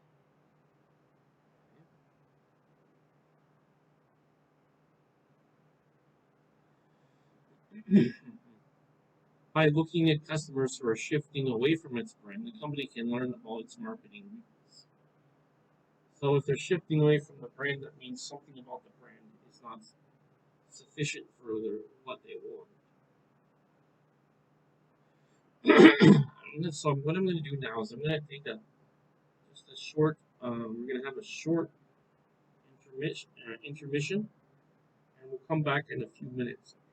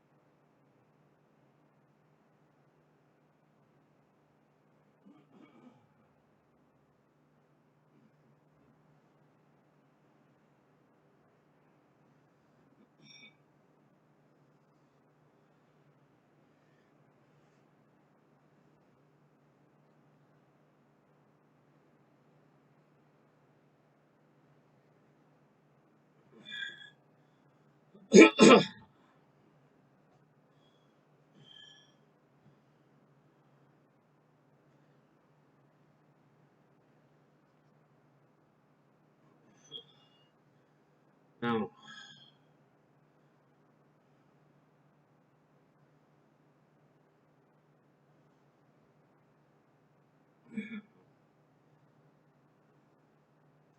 all right, on the wrong one there. I was trying to get directly to this one. Sorry. A little bit more water there. Now let's talk about multiple segmentation bases. We're using multiple segmentation bases. Marketers excuse me, rarely limit their segmentation analysis to only one or a few variables. Rather, they often use multiple segmentation bases in an effort to identify smaller, better defined target groups. Okay, that's what they're doing. Thus, a bank may not uh, only identify as a group of wealthy retired adults, but also within a group distinguish several segments based on their current income, assets, savings, and risk preferences, housing, and lifestyles. Just like if you have a car, right? You don't only offer one product line. You offer the cheaper one, the middle price one, and the more expensive one. Several business information services such as Nielsen, Axiom, and Experian provide multivariable segmentation systems that merge geographic, demographic, lifestyle, and behavioral data to help companies segment their markets down to zip codes, neighborhoods, and households. So that's what you're trying to accomplish. One of the leading segments system is the PRIZM system by Nielsen. The PRISM classifies every American household based on a host of demographic factors such as age, educational level, income, occupation, family composition, ethnicity, housing, and behavioral lifestyle factors such as purchases, free time activities, and media preferences. PRISM classifies U.S. households into 66 demographically behavioral distinct segments organized into 14 social groups. Okay?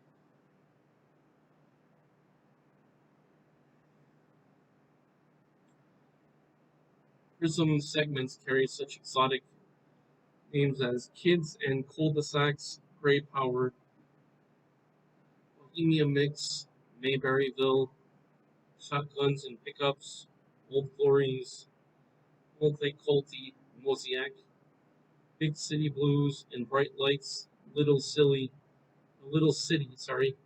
The colorful names help bring the clusters to life.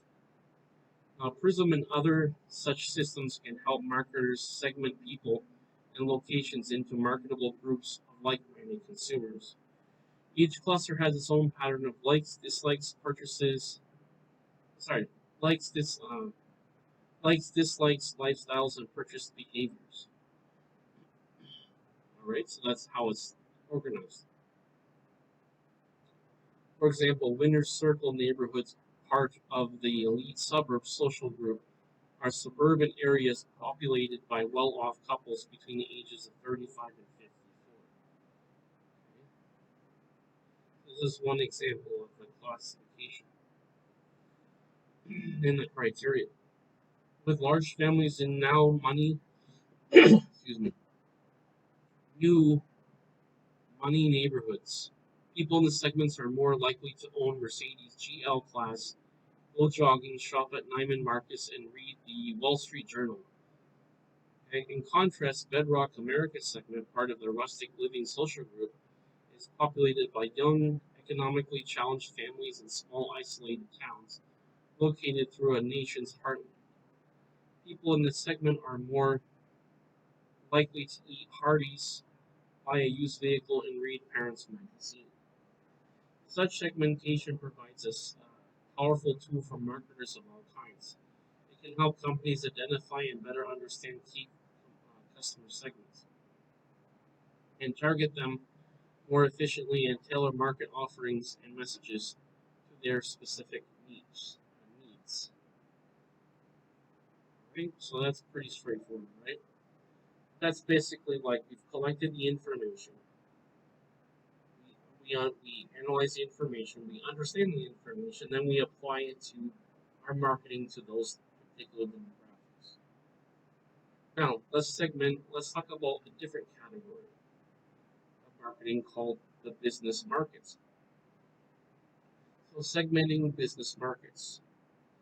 Consumer and business marketers use many of the same variables to segment their markets. Business buyers can be segmented geographically, demographically, which is industry, company, size, any benefits sought, user status, usage rate, and loyalty status. Yet, business marketers also use some additional variables such as customer operating characteristics, purchasing approaches, situational factors, and personal characteristics.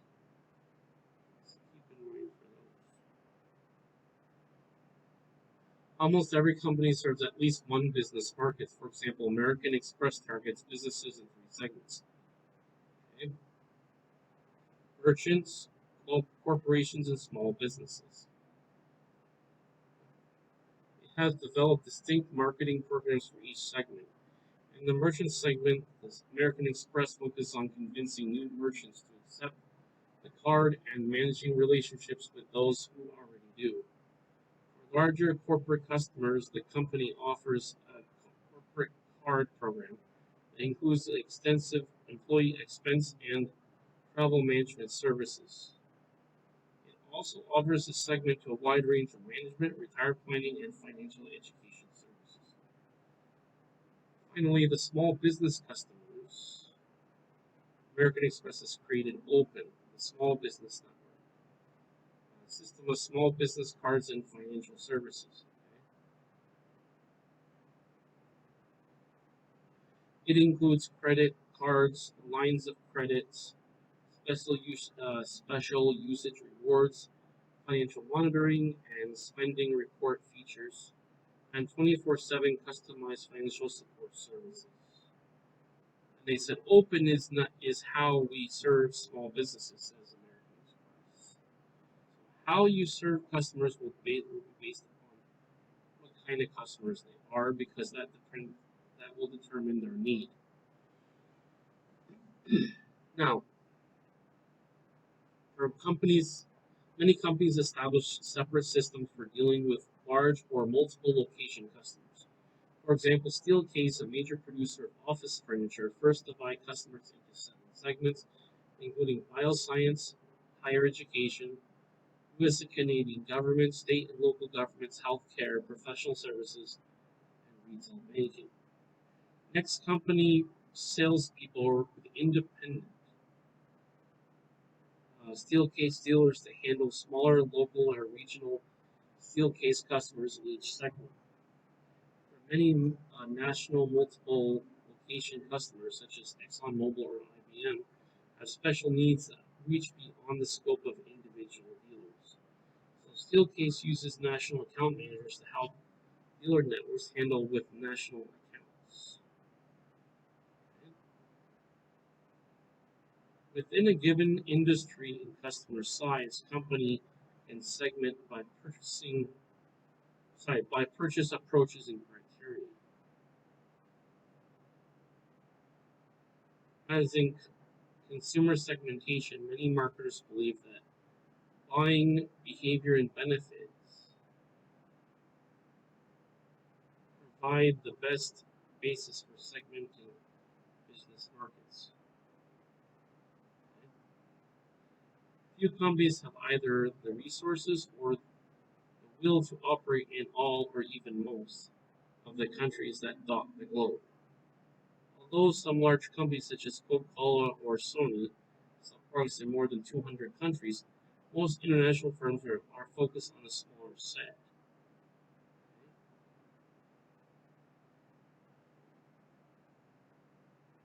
Operating in many countries presents new challenges. Different countries, even those that are close together, may vary greatly in the economic, cultural, and political makeup. Thus, just as they do with their domestic markets, international firms need to group the world markets into segments with distinct buyer needs and behaviors. So, what do? They group their world markets into segments, distinct buying needs, and behaviors. Okay, that's the key thing to remember from that. Now, companies can segment international markets using one of or a combination of several variables.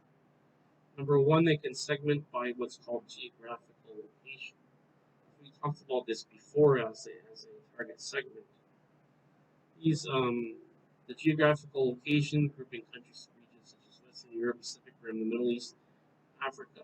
Geographic segmentation assumes the nations close to one another and will have many traits and behaviors. Although this is often the case, there are many exceptions. For example, the United States and Canada have much in common, but differ culturally and economically from neighboring Mexico. Even within a region, consumers can vary differently, can vary widely. Sorry. For example, some U.S. markets lump all Central and South American countries together. However, the Dominican Republic is no more like Brazil than Italy is like Sweden. Many Central and South Americans don't even speak English. Sorry, excuse me. That too. Many of them don't speak Spanish, including 200 million Portuguese speaking Brazilians, not the millions in other countries who speak a variety of Indian dialects, referring to the country of India. World markets can also be segmented on the basis of economic factors. So that's another one. First one is geographic, the second one is economic.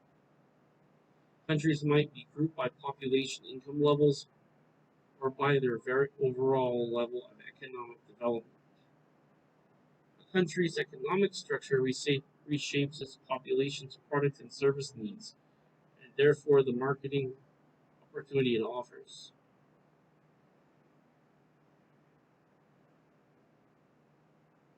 All right?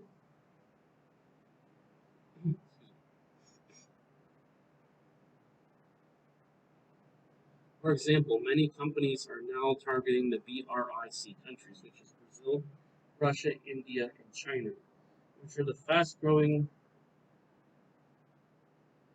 um, fast-growing developing countries with equally increasing buying power. Countries can also be segmented by political and legal factors.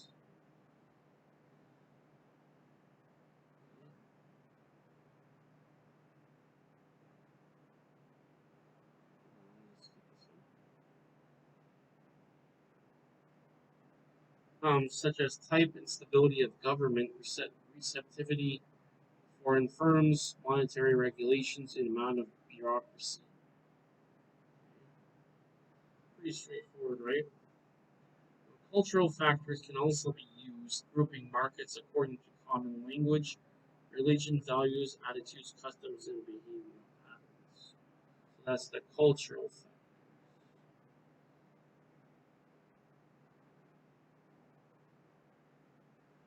Let's define one term here called intermarket segmentation or cross-market segmentation. Forming segments of consumers who have similar needs and buying behavior even though they are located in different countries. Okay.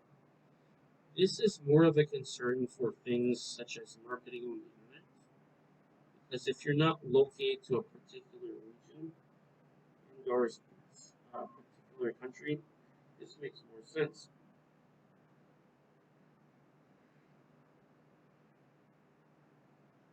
Your goal is, and your approach is to focus on the needs, right, and the buying behavior. Your concern is not the geographic, but similar needs and buying behavior.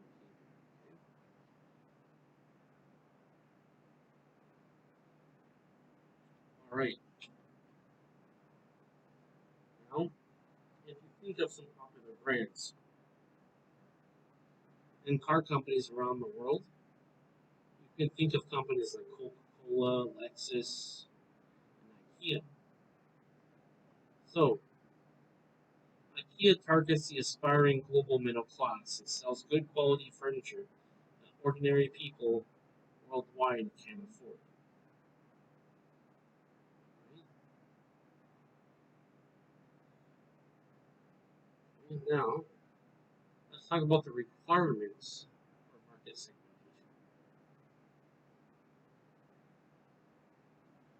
Clearly, there are many ways to segment a market, but not all segmentations are effective. For example, buyers of table salt could be divided into blonde and brunette customers. But hair color obviously does not affect the purchase of salt. Furthermore, if all salt buyers bought the same amount from each salt each month, believe that all salt is the same, and wanted to pay the same price, companies would not benefit from segmenting this market. Why? Because we need to see something different about them. If they're okay, so their demographics, I mean their characteristics are the same, but are not the same, but their buying habits are. Now, for example, here are some examples. Here's how market segments must be. For one, they have to be measurable. This is the size, the purchasing power, and the profiles of segments that can be measured. Okay, that's measurable. Makes sense, right? Can be measured. Accessible, the market segments can be effectively reached and served. Suppose a frequent company finds the heavy users of its brand and single men and women who stay out late socializing. Unless the group lives or shops in certain places and is exposed in certain media, the members will have or be difficult to reach. The internet basically has changed that.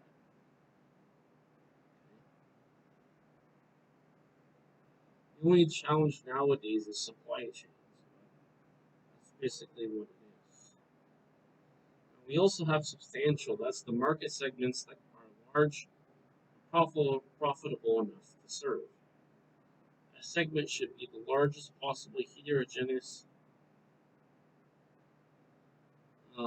group in with pursuing a tailored marketing program.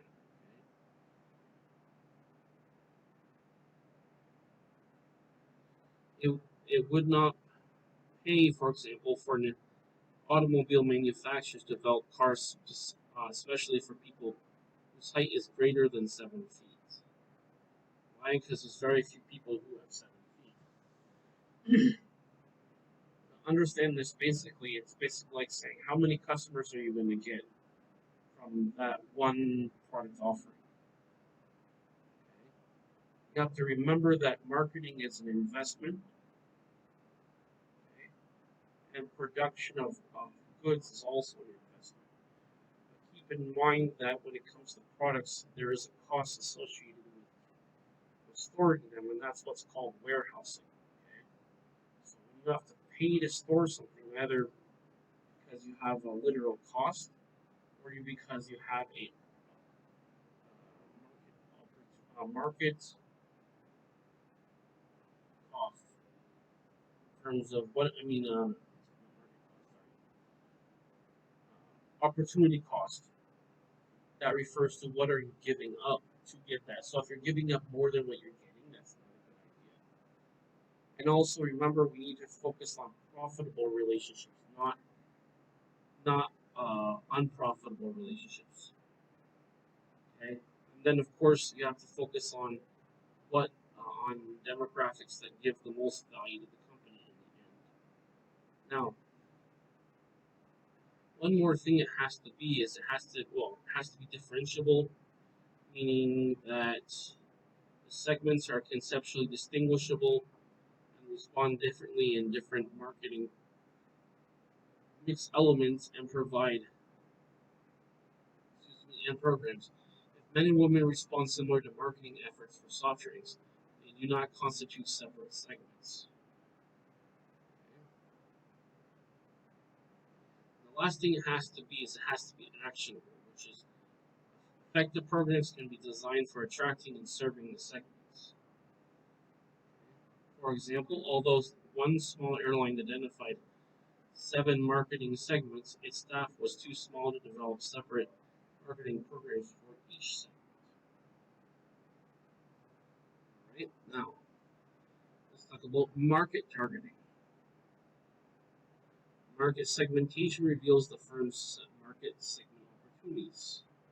The firm now has to evaluate the various segments and decide how many of each segment it serves best, or it can serve best. Okay. First, we need to evaluate the market segments. In evaluating different market segments, a firm must look at the factors such as segment size and growth, segment structural attractiveness, and company objectives and resources. The company must first collect and analyze data on current segment sales, growth rates, and the expected profitability for certain segments. It will be interested in segments that have the right size and growth characteristics. But, quote, the right size and growth, unquote, is a relative matter. The largest, fastest, and growing segments are not always the most attractive for every company. Smaller companies may lack the skills and resources needed to serve larger segments, or they may find the segments too competitive. Such companies may target segments that are smaller and less attractive. In an absolute sense, they are potentially more, they are, sorry, excuse me, they are potentially more profitable for that. Yeah. Now, the company also needs to examine major structural factors that affect long-run segment attractiveness. For example, a segment is less attractive if it already contains many strong and aggressive competitors. It means there's many people who want the market share. The existence of many actual potential substitute products may limit the prices and the profits that can be earned during earned in a segment. The relative power of buyers also affects segment attractiveness because buyers have strong bargaining power relative to the sellers. Will try to force prices down, demanding more services, and set companies one against the other.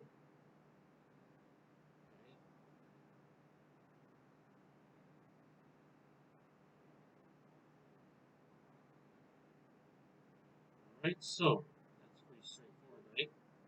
Even if a segment has the right size and growth and is structurally attractive, the company must consider its own objectives and resources. Okay, so this is internal. That's going to be our strategy. Some attractive segments can be dismissed quickly because they do not mesh with the company's long-run objectives, or the company may lack the skills and resources needed to succeed in an attractive segment. Right, so that's the other thing. The company may lack the skills and resources that are needed to succeed in an attractive segment.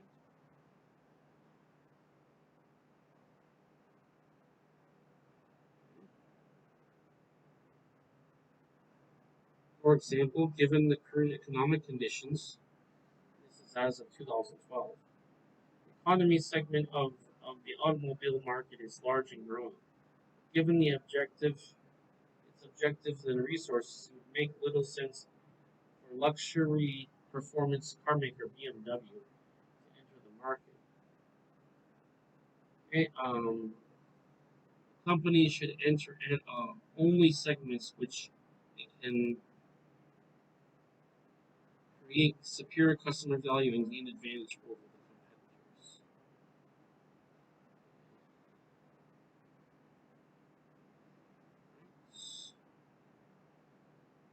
Well,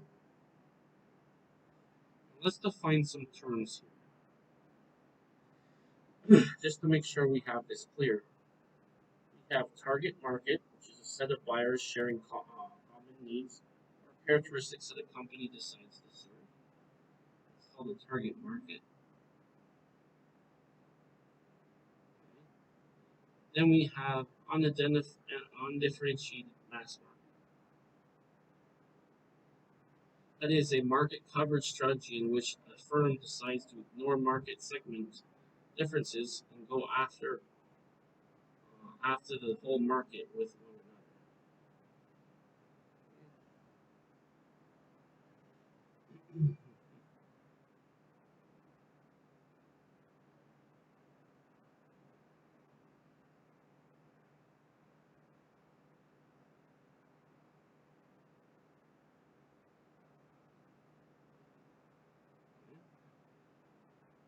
Pretty straightforward, right?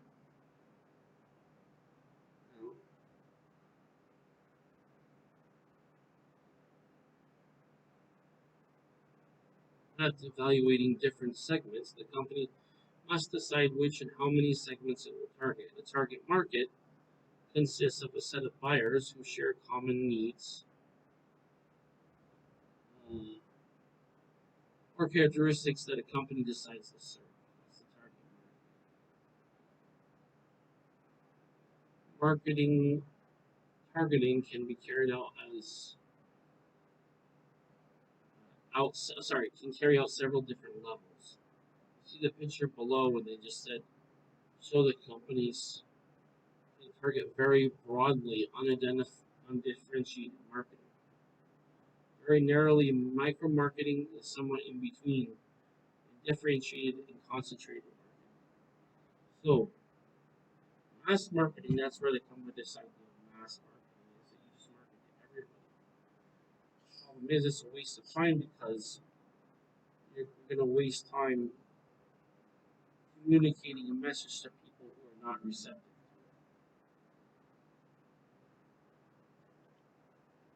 All right, undifferentiated marketing.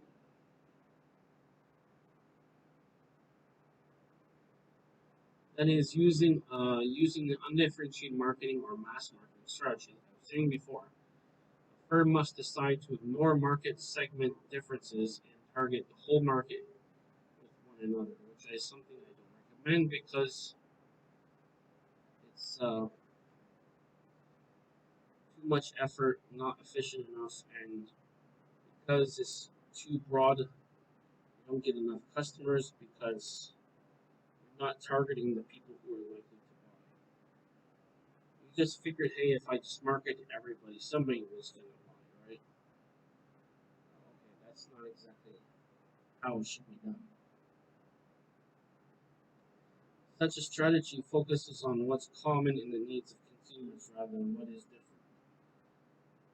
The company designs a product and marketing program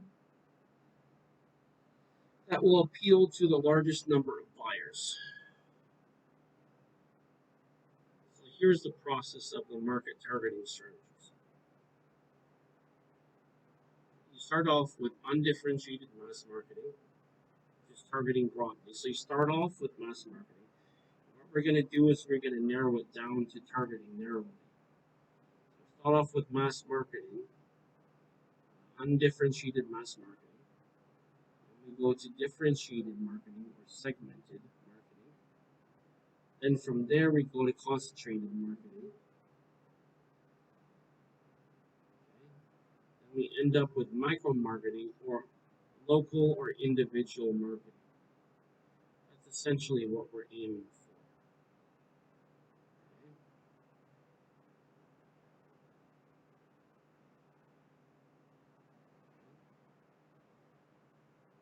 Any questions about that?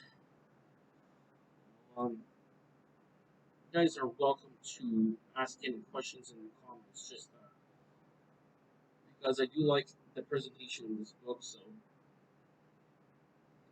just keep it respectful, relevant, and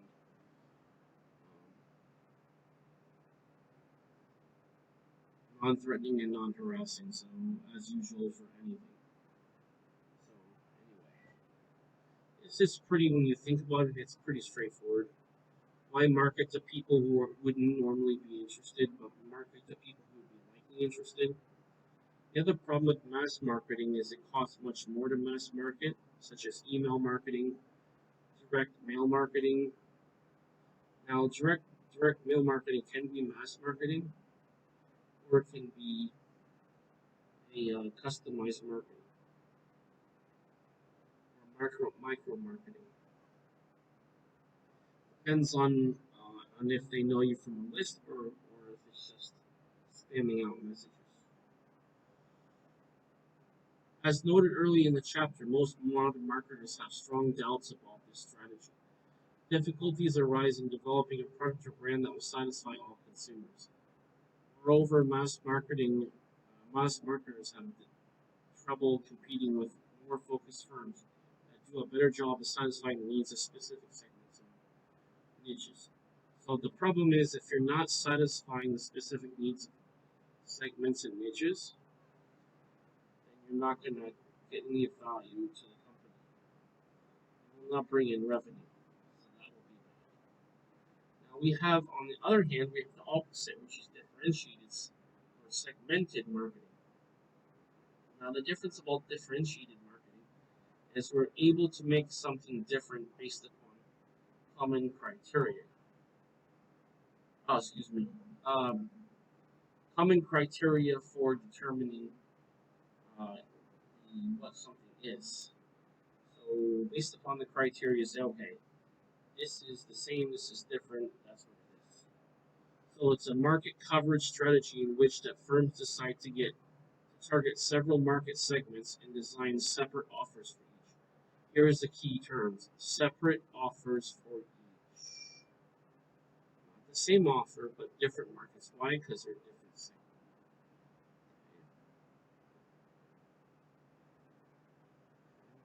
This. Now, with differentiated marketing, we need to consider some stuff. Now, we need to consider our brand as well. Now, that will be something to talk more about later, but for example, VF is the nation's #1 jackets maker, with brands such as Lee, Ryder, Rustler, and Wrangler. But jeans are not the only focus for VF. The company's brands are carefully separated into five major segments. That's jeanswear, imagewear, which is like workwear, outer sports, and contemporary brands. The North Face part of the outdoor unit offers top-of-the-line gear apparel for die-hard outdoor enthusiasts, especially those who prefer cold water activities from this sportswear unit. Nautica focuses on people who enjoy high-end casual apparel inspired by sailing in the sea. You see that? High-end casual apparel. Then you get a sub segment, which would be basically a specific demographic for that can be served by a particular niche. And that's for sailing in the sea. So just because you have that brand doesn't mean you sail or go to the sea. Bands began as skate, shoemaker, and reef features surf-inspired footwear and apparel. The contemporary brands unit loosely features upscale activewear, whereas Seven of All Mankind supplies premium denim and accessories sold in boutiques and high-end department stores such as Saks and Nordstrom. At the other end of the spectrum, Sentinel,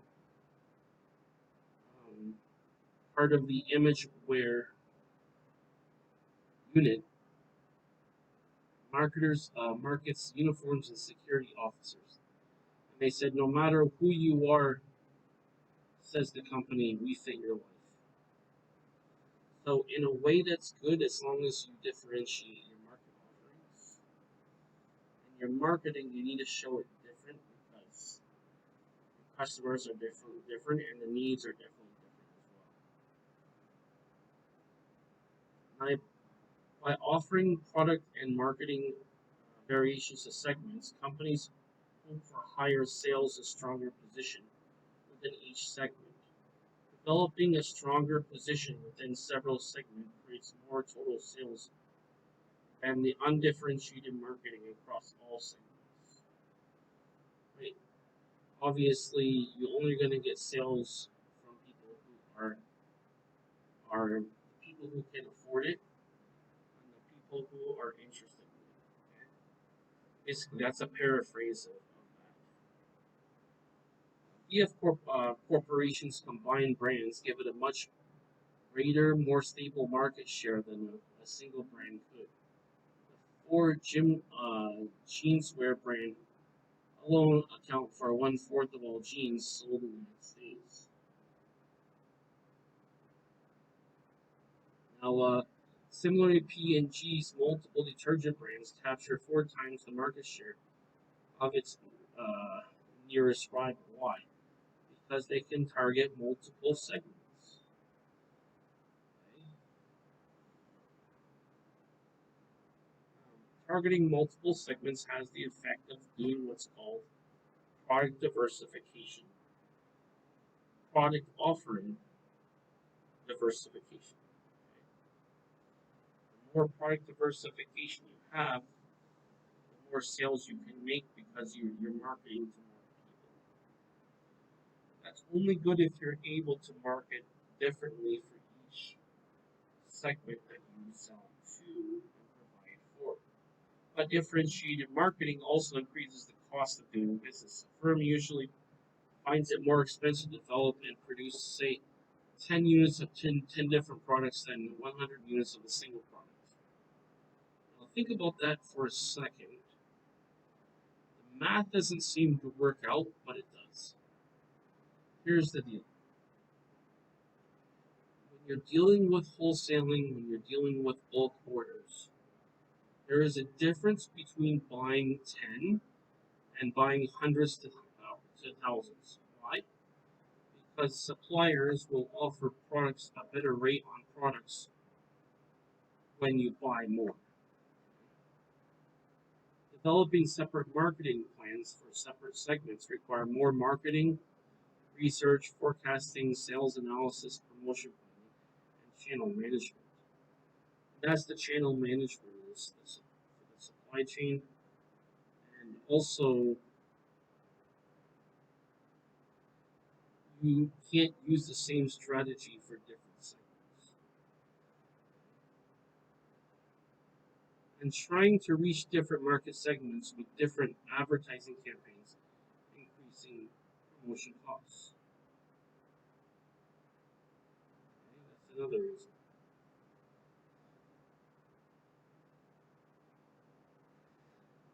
Excuse me. Thus, the company must weigh increased sales against increased costs when deciding on a differentiated marketing strategy. Now, let's talk about a concentrated niche marketing.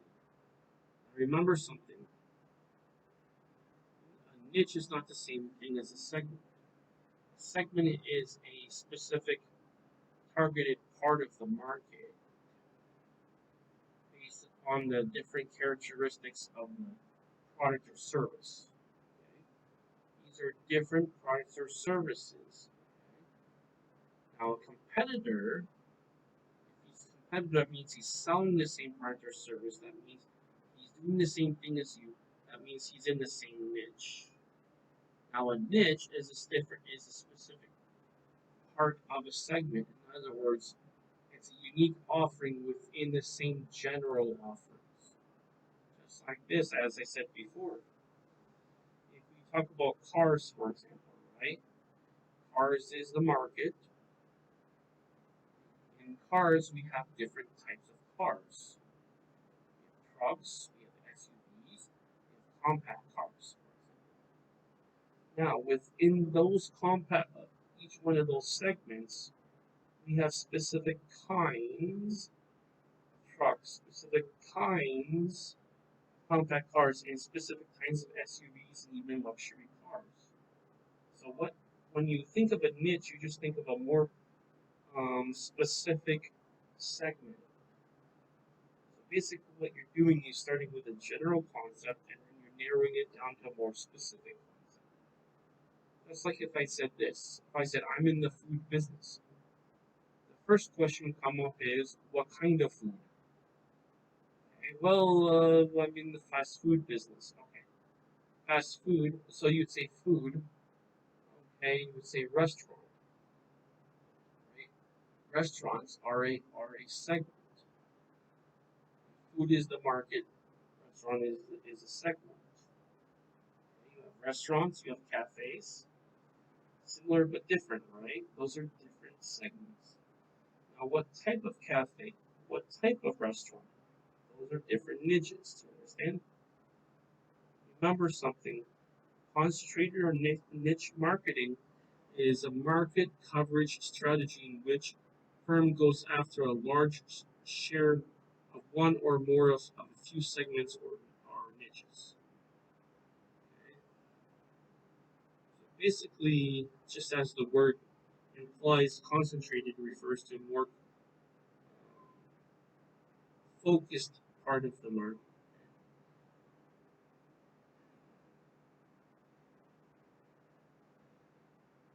Okay, so through concentrated marketing, the firm achieves a strong market position because of its greater knowledge of consumer needs and the niches it serves and the special reputation it requires. Now, so basically, what a niche requires is that you specialize in one particular offering or service. Okay? I mean, at a time that is, you can serve different niches. I'll give you an example. Samsung. They are an exceptional case where they're what's called a conglomerate. Now, a conglomerate serves different markets, different segments, and also different niches. So, for example, they'll make cars, computers, other things like that, even phones. Okay? So that's what it is. Do is they do that um, because they have the influence in which they can offer multiple things. Okay, that's not usually a good strategy, but for their culture it is. And because if you have lack of competition, you also it's good. Now there's pluses and minuses to that strategy. The minus is that you have more of a you don't have as much resources to devote to each one. Plus is that you have more market coverage, which means you have a wider choice of customers that can be marketed to. So it depends on how you do it, and it depends on the and economic, social, and political conditions. So maybe, for example, with political conditions, political slash governance, maybe the government supports that because that's the needs of the culture, that's the needs of the country. Maybe they support that. Okay? And of course, with brand loyalty, just because it says, for example, Samsung, people just buy it. Right? For example, if you're in South Korea, you might have an affinity to Samsung because it's Korean. If you're in China, you may have an affinity to Huawei. You understand what I'm saying? And so on. And you can have, okay, here's another one. You can have an affinity to, for phones, for phones, also an affinity to Xiaomi, Oppo, so on, even CTE. Now, there are many examples like that. If it's a homegrown market where it's people have customer loyalty because they enjoy the experience of it. I'll give you an example in China. It's a lesser known fact. They have their own fast food. There's different fast food niches, okay, in China. So they're both like fast food, but one is like fast food as in something that's basically trying to emulate McDonald's. Doesn't do it very well, but it's more like Chinese style. So that's their niche. Chinese style hamburgers, or actually called chicken burgers. Which, by the way, was quite pleasantly surprised when I tried it because it tastes different. Obviously, they're not. I mean, beef and chicken is obviously different, but the flavorings like red pepper, I didn't know that red pepper goes so well. Or they also have some other spices that go well with the chicken as well. So one niche could be fast food type restaurants that offer something that's emulating like KFC or McDonald's, and the other one could be emulating Chinese food, more on the fast food area. And just in case you're interested in what the name of it is, it's a nationwide chain. I'm kind of like 3 years out of date, so I'm not exactly sure if it's still like operating, which I'm assuming it is. And I know this sounds very stereotypical, but literally this is the name of the chain. It's called Kung Fu. And I tried it, and it's really good. It's also much healthier for you. So, variety is the spice of life. So you don't want to just have one thing all the time. The food is definitely good. Now, now it can market more effectively by fine tuning its products. That's what a niche offers. Products, prices, and programs for the needs of the carefully defined segments.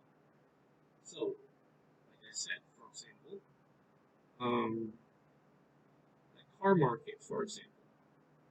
You have people within the market, so you have compact cars. Within compact cars, you have different kinds of compact cars. Well, maybe some are gas powered, some are battery powered, things like that. Luxury car market also too. Now, recently, the EV or electric vehicle market has I don't even they just call it market. It's more like a niche. So that niche, which they call a market, they use that term loosely. It's basically that niche in the car market is the EV cars. Now, I guess technically because see, you can have different types of cars, which is its own segment. Then EV is a general because you can have trucks that are EV, you can have compact cars that are EV. So EV has gone from being a niche to more of a segment slash market where it's like everything that's EV based. Right? So it used to be like okay, it was like a general like mid-sized compact car that was EV, right? So those are it started with its own segment. It started from the segment, and it was like okay, so of all the compact cars, those are EVs. Of all the now it's like everything is an EV. So it's basically it's been turned like 360. Anyway, sometimes those things can be interchangeable in terms of segments and then the markets because um, it's being marketed as all the cars are EVs. It's marketed that way, but in reality, technically, it's not that. It's technically its own niche because it's a type of car. Like, for example, if all the compact cars, how are they powered? So they just say it that way as a name brand recognition, but technically it's actually a niche, not even a segment. They call it market. It's definitely not a market. It's more like a segment. turned into basically a segment. They call it a market.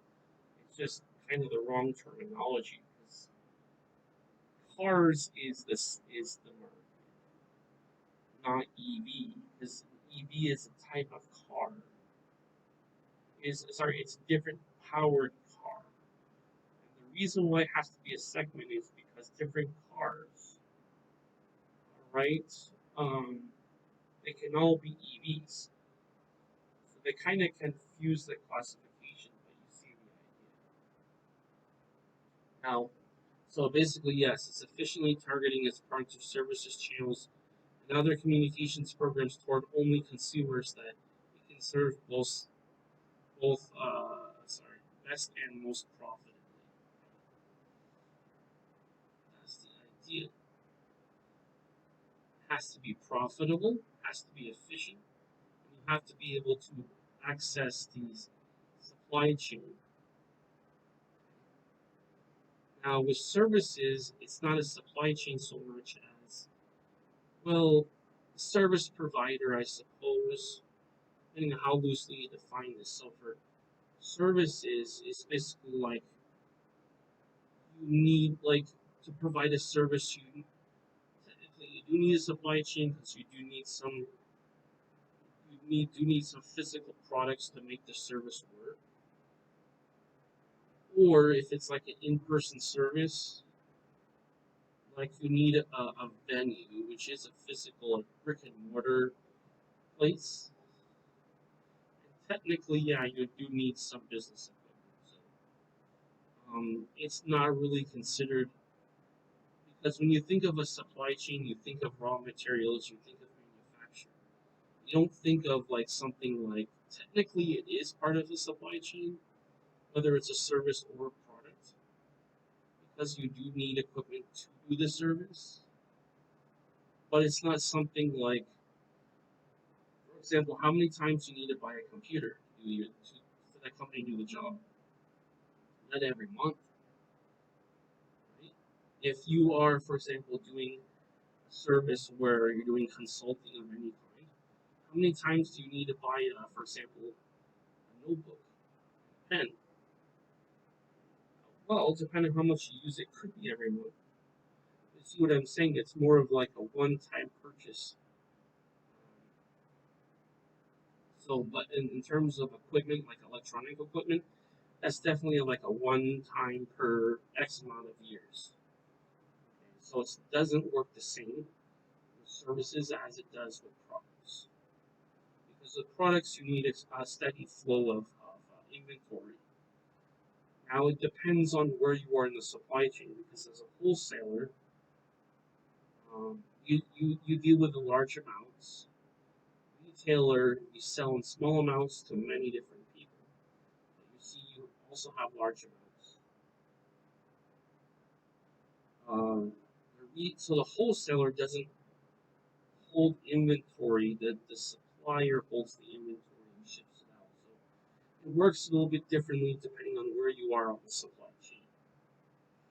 Whereas segments are fairly large and normally attract several competitors, niches are smaller and may attract only a few competitors. Niching lets smaller companies focus on their limited resources on serving niches that may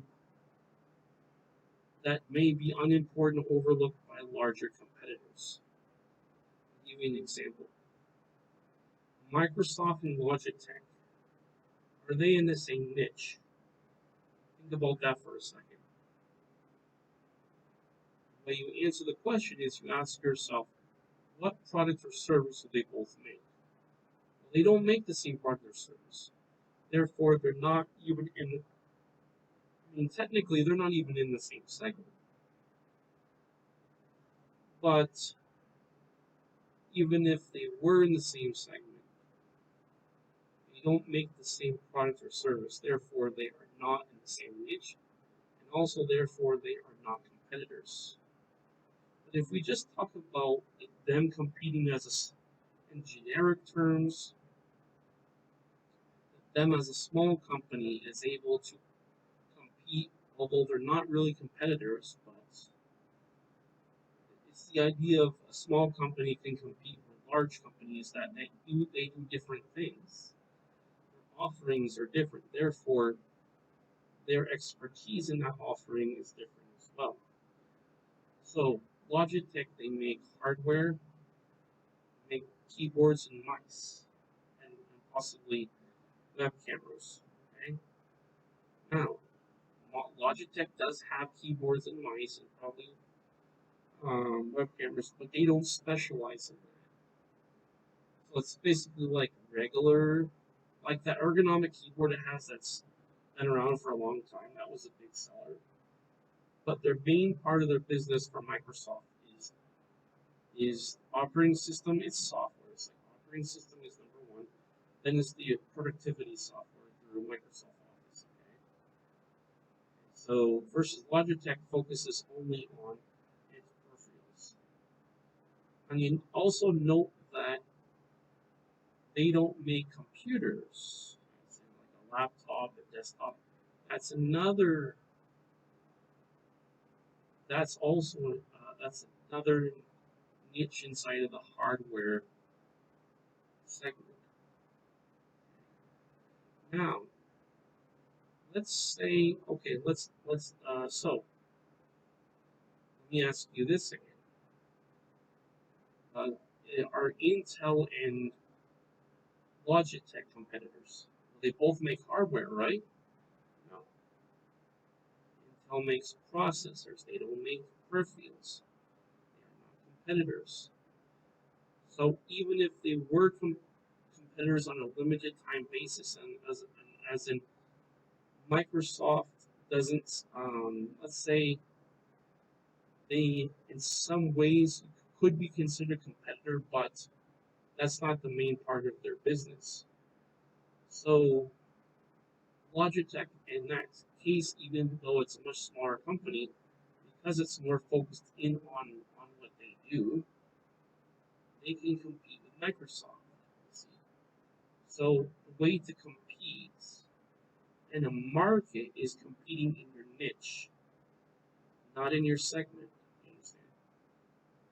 So your real competition are the people within your own niche, not within your own segment. Just like hardware, right? Logitech doesn't make processors, they make peripherals. So, you see, because there's a lack of competition, right, they're automatically they win by default. They have different strengths, right? And thus, because of their strengths, they have different opportunities afforded to them. You understand what I'm saying? So, that's what it is. Okay. Now, many companies start as niches to get a foothold against larger, more resourceful competitors that grow into broader competitors. You see that? Broader competitors. So they may do some business diversified, but the fact is that's not their main part of their business. For example, Southwest Airlines began by serving intrastate, no frills commuters in Texas, but now is one of the nation's largest airlines. Enterprise Rent-A-Car began as building a network of neighborhood offices rather than competing with Hertz and Avis in airport locations. Enterprise is now the nation's largest car rental company. So they have even within the niche, car companies are in the same niche, but they have a slightly different demographic. So that's how they compete.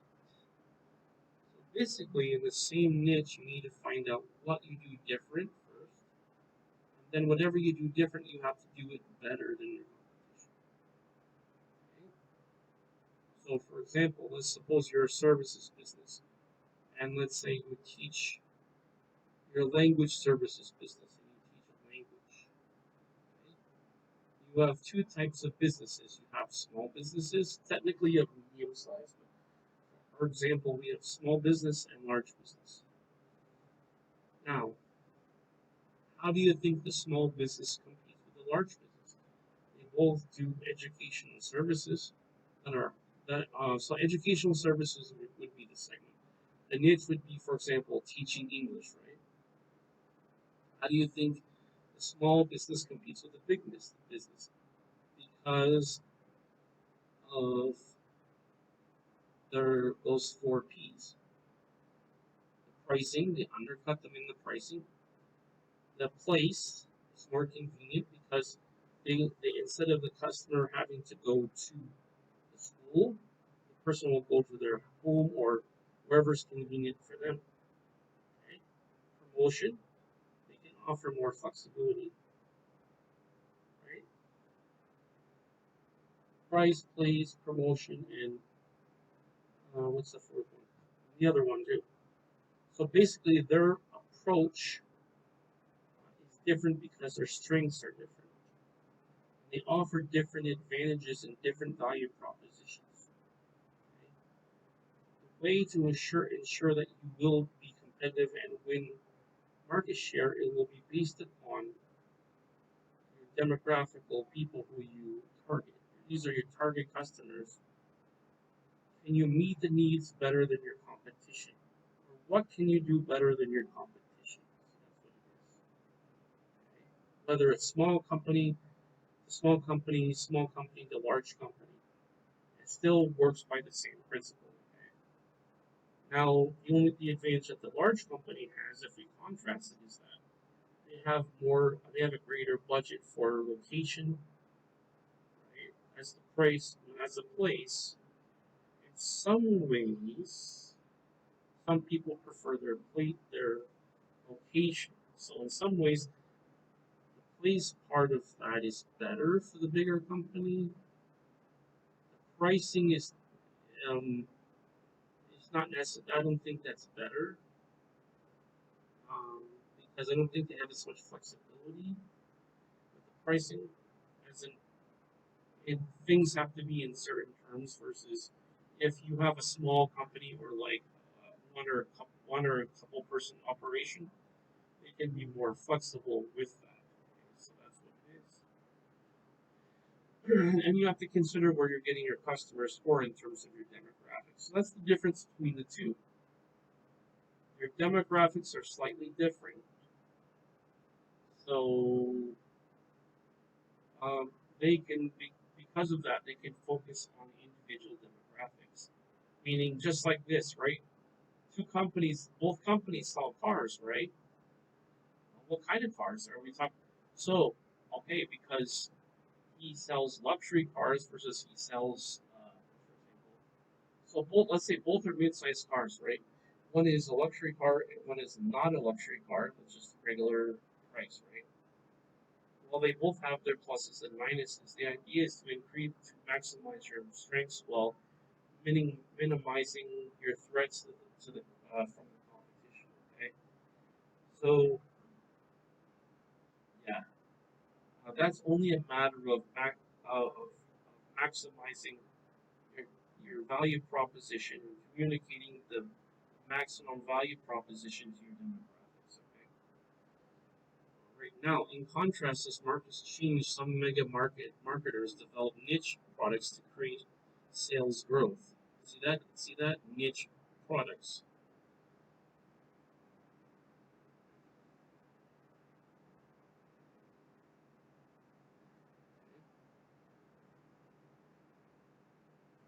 For example, in recent years, as consumers have grown more health conscious, the demand for carbonated soft drinks has declined, and the market for energy drinks and juices has grown. Carbonated soft drinks sales fell 3% last year. Energy drinks rose about 11%. To meet the shifting demand, mainstream cola marketers such as PepsiCo and Coca-Cola have developed or acquired their own niche products. PepsiCo and Coca-Cola, that's what it is. Here we go. They develop their own niche products. So what they manage their product offerings. They say, well, this type of product is no longer selling as well because of the decreasing demand. adapted our product offerings to be more for what is trending, what is trending. PepsiCo developed Amp Energy Drink and purchased the Sobe and Izze brands of enhanced waters and juices. Similarly, Coca-Cola developed Vault and acquired the Vitamin Water and Old Wella brands.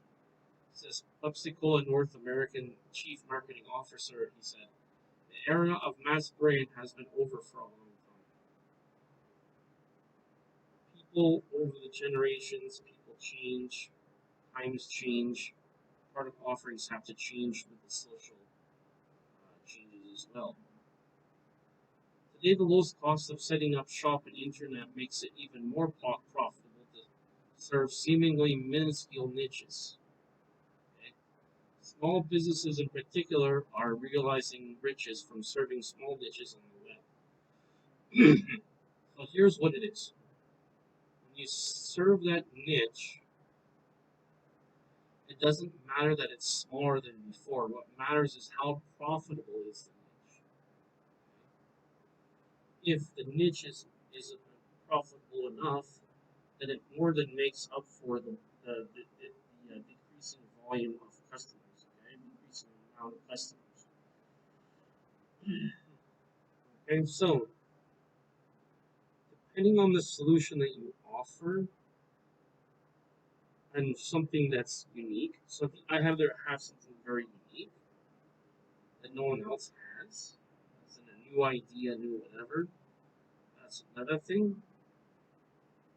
The other thing is having to do with the solution. How valuable is the solution to the consumer? So if you can prove its benefits, even if you're smaller, you will compete and you will make even more profitable relationships than before. Let's talk about a definition in terms. We have micro marketing and we have local marketing. Micro marketing is tailoring products and marketing programs to the needs and wants of specific individuals and local customer segments. It includes the local marketing and individual marketing. So that has to do with geographical segment. When you're in a geographical segment, you have to use micro marketing to serve the people in that area. But even more specialized is the people in that city.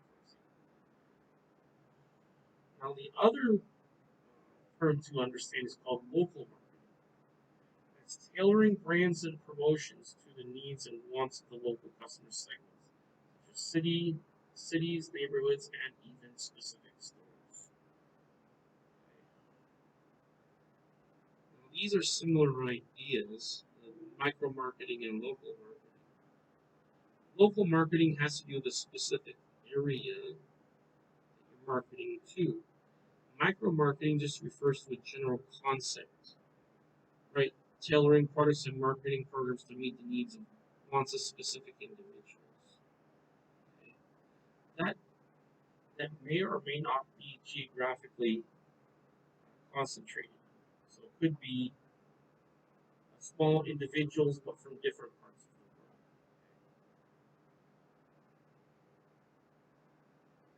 the world. Now, here we go. Advances in communications technology has given rise to new high-tech version of location-based marketing.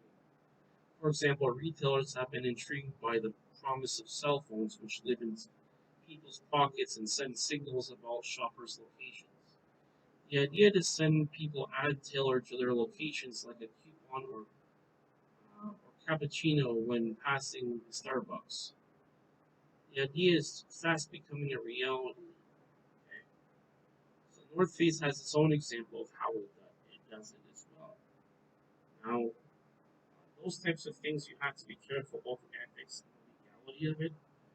Privacy concerns, so those things have some concerns, but if it's done ethically, so one application could be something called a marketing list. We didn't mention this here, but this is something like a newer concept. 2012, they were thinking about marketing lists in terms of internet marketing direct sales marketing with a marketing list. In other words, you did something for the customer to get their permission to put them on the list so you can advertise to them. And also for when you use a device, also there's a disclaimer that gives them permission. By using the product, you're giving them permission to have access to certain geographical information about marketing information, etc. So that's one thing it is. Now here they're using a technology called GPS, which is Global Positioning System, or Global Positioning Satellite, sorry, system. Okay, so this will be something that you can use anywhere in the world is a satellite. Now let's talk about uh, particular types of marketing. Okay, the first particular type of marketing is called individual marketing. That's similar to the other one that we just mentioned.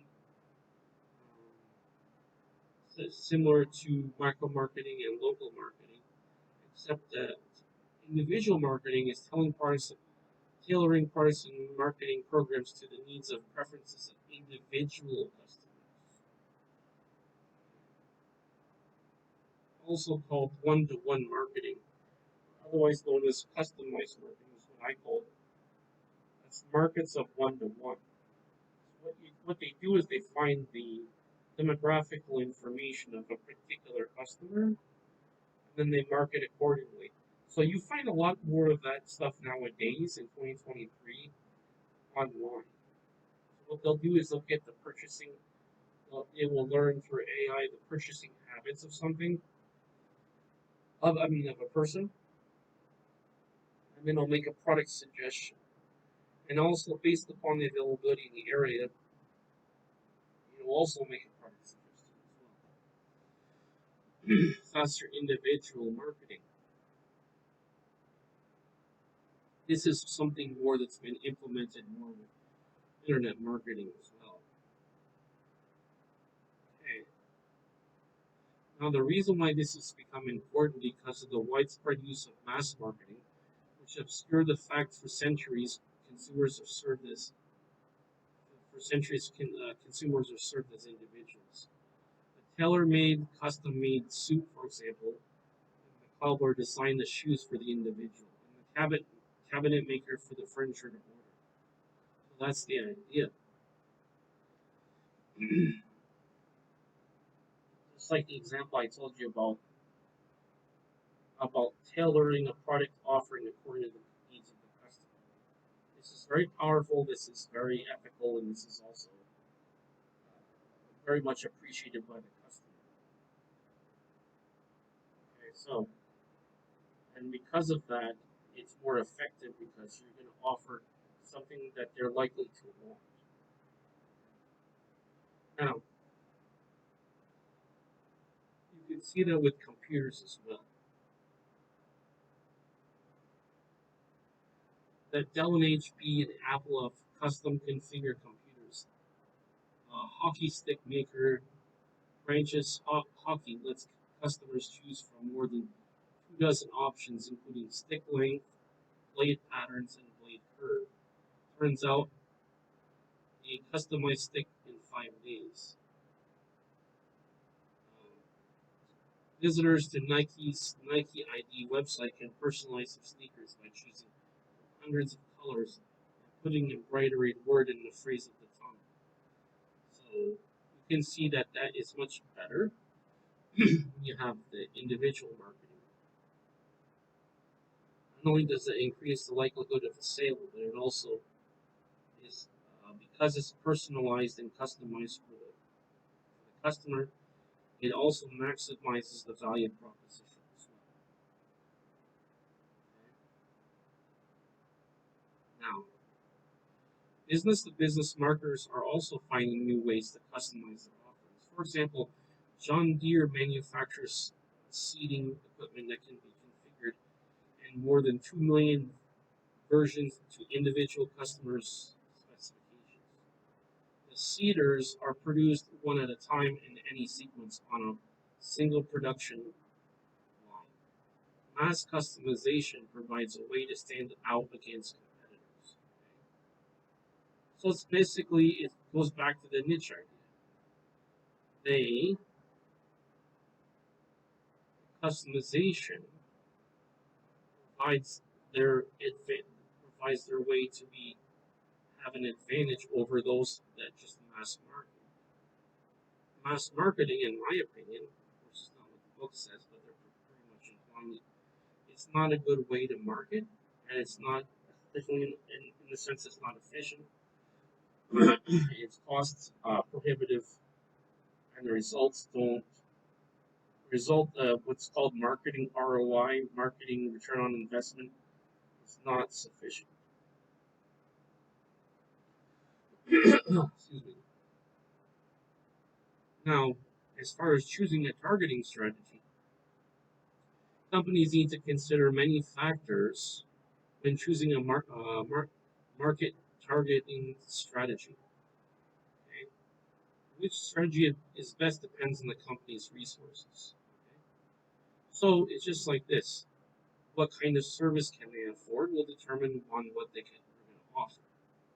When a firm's resources are limited, concentrated marketing makes the most sense. You need to find something that only fits these parameters versus not a diverse offering, meaning like, for example, you only use these things or only going to buy those things. That strategy depends on the degree to product versus variability, which is basically what I was saying. Undifferentiated marketing is more suited for uniform parts such as grapefruit or steel. So for generic stuff, undifferentiated marketing is fine. But for specific customers with less of a budget or unique needs, then differentiated marketing is necessary. When a firm is introduced to a new product, it may be practical to launch one version only, and undifferentiated marketing or concentrated marketing may make most sense. See, it depends on the situation.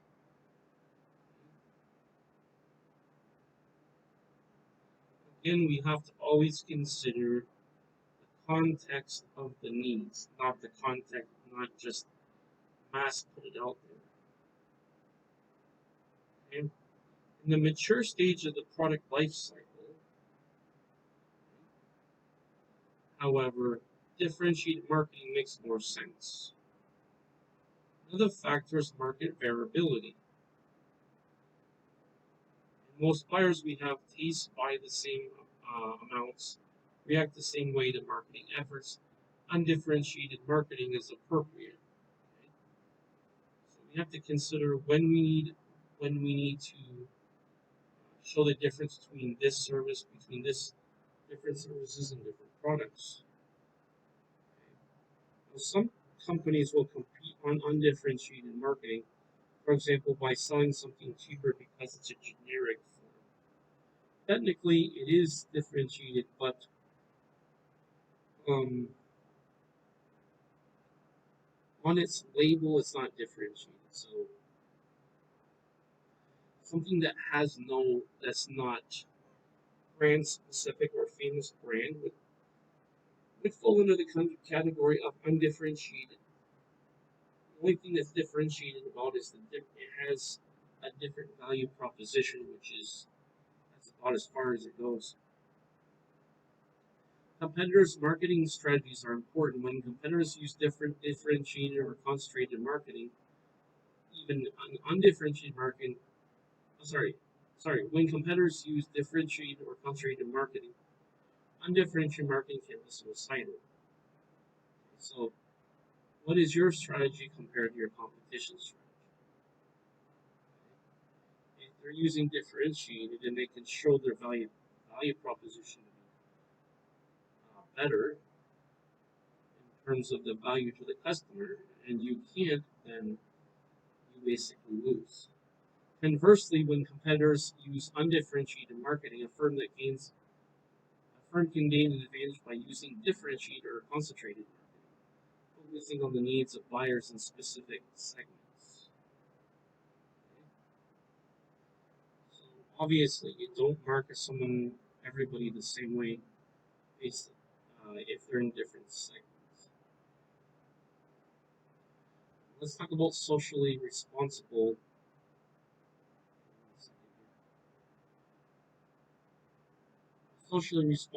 target marketing. Now, some targeting helps consumers become more efficient and effective by focusing on the segments that they can satisfy best and most profitably. So this is the purpose, okay? This is the goal. Targeting also benefits consumer companies to serve specific groups of consumers who offers carefully tailored to their needs. However, target marketing sometimes generates controversy and concern. The biggest issue involves the targeting of vulnerable or disadvantaged consumers with controversial or potentially harmful products. Okay? For example, over the years, marketers in a wide range of industries, from cereal to soft drinks to fast food to toys and fashion, have been heavily criticized for their marketing effects directed towards children. Now, it depends on what they're offering. If it's something illegal, if it's something unethical, if it's something immoral, then they have a case for it. If you say, well, no, they're offering the targeting children with toys. It's a plush toy. It's like a stuffed teddy bear, or it's like a baseball, or it's like, I don't know, a slinky, or it's like a bouncy ball. Those are very, especially in the Western world, those are very normal things. There's no issues with that. Critics worry that premium offers and high-powered advertising appeals presented through the mouths of lovable animated characters overwhelm children's defenses. So, you could say the presentation is ethically questionable. Other problems arrive in the marketing of adult products spills over into the children's segment. That is a problem. Intentionally or unintentionally. That is definitely a problem. That is definitely something you don't want. For example, Victoria's Secret targets its highly successful pink line of young, hip, and sexy clothing to young women from 18 to 30. Well, they're adults, that's okay, but however, critics charge the pink is now all the rage among girls around 11 years old. Responding to Victoria's Secret's design and marketing messages, tweens are flocking into stores and buying pink with or without their mothers. More broadly, critics worry that the marketers of everything from lingerie to cosmetics to Barbie dolls are directly or indirectly targeting young girls with provocative products, promoting a premature focus on sex and appearance. So that's not appropriate for the age. So they have a point there for sure. Okay. Well, 10-year-old girls can slide their low cut jeans into eye candy panties. French maid costumes, garter belt included, also in preteen sizes. So those are some examples there. It's important to make sure that your marketing goes to the right demographic and also the right segment according to each. So yes, that has to be appropriately and effectively implemented. Now, to encourage responsible advertising, the Children's Advertising Review Unit, Advertisers Industry Self-Regulatory Agency, has published extensive children advertising guidelines that recognize the special needs of child audiences. Still, critics still feel that more should be done. Some have called for a complete ban on advertising to children. Obviously, cigarettes, beer, and fast food marketers also have generated controversy in recent years by their attempts to target inner city minority consumers. Now, the fast food thing is one thing. The cigarettes and beers, if they're underage, obviously that's a legal issue. In terms of it being an ethical issue, that depends on how people do things. So, for example, is it wrong? Is it ethically wrong for McDonald's to target kids if it's a kid type product, like Happy Meals? I don't see the problem with that. But for social, these are more social implications. For For example, McDonald's and other chains have run criticism for pitching their high-fat, salt-laden fare to low-income urban residents who are much more likely than suburbanites to heavy consumers. That borders on the moral as well, but yeah, difficult to say too much about that. I think that's a matter of um, personal character in terms of having control over yourself. The growth of internet and other carefully targeted direct media has raised fresh concerns about potential targeting abuses. The internet allows more precise targeting, letting the makers of questionable products or deceptive advertisers zero in on the most vulnerable audiences. Unscrupulous marketers can now send tailor-made deceptive messages by email directly to millions of unsuspecting consumers. For example, the FBI's Internet Crime Complaint Center website alone received more than 336,000 complaints last year. This was as of 2012. Not all attempts to target children, minorities, and other special segments cross such criticism. In fact, most provide benefits to targeted consumers. For example, Pantene markets relaxed and natural hair products to women of color. Samsung markets the Jitterbug, easy to use phone directly to seniors who need a simpler cell phone that is bigger and has a loudspeaker. And Colgate makes the largest selection of toothbrush shapes and toothpaste flavors for children. Colgate Spring SpongeBob SquarePants Mild Bubble toothpaste to Colgate Dora the Explorer characters and toothbrushes. Such products help make toothbrushing more fun and get children to brush longer and more often. That is ethically sound. I don't see a problem with that. Nope, I don't see a problem with that. Thus, in target marketing, the issue is not really who's targeted, but how and for what exactly.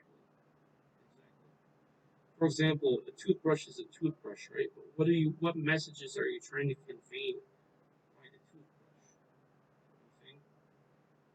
Controversies arise when marketers attempt to profit at the expense of targeted segments. When they unfairly target vulnerable segments and target them with questionable products and tactics. So that's definitely an ethical issue. Socially responsible marketing calls for segmentation and targeting that serve not just the interests of the company, but also the interests of the target. Okay?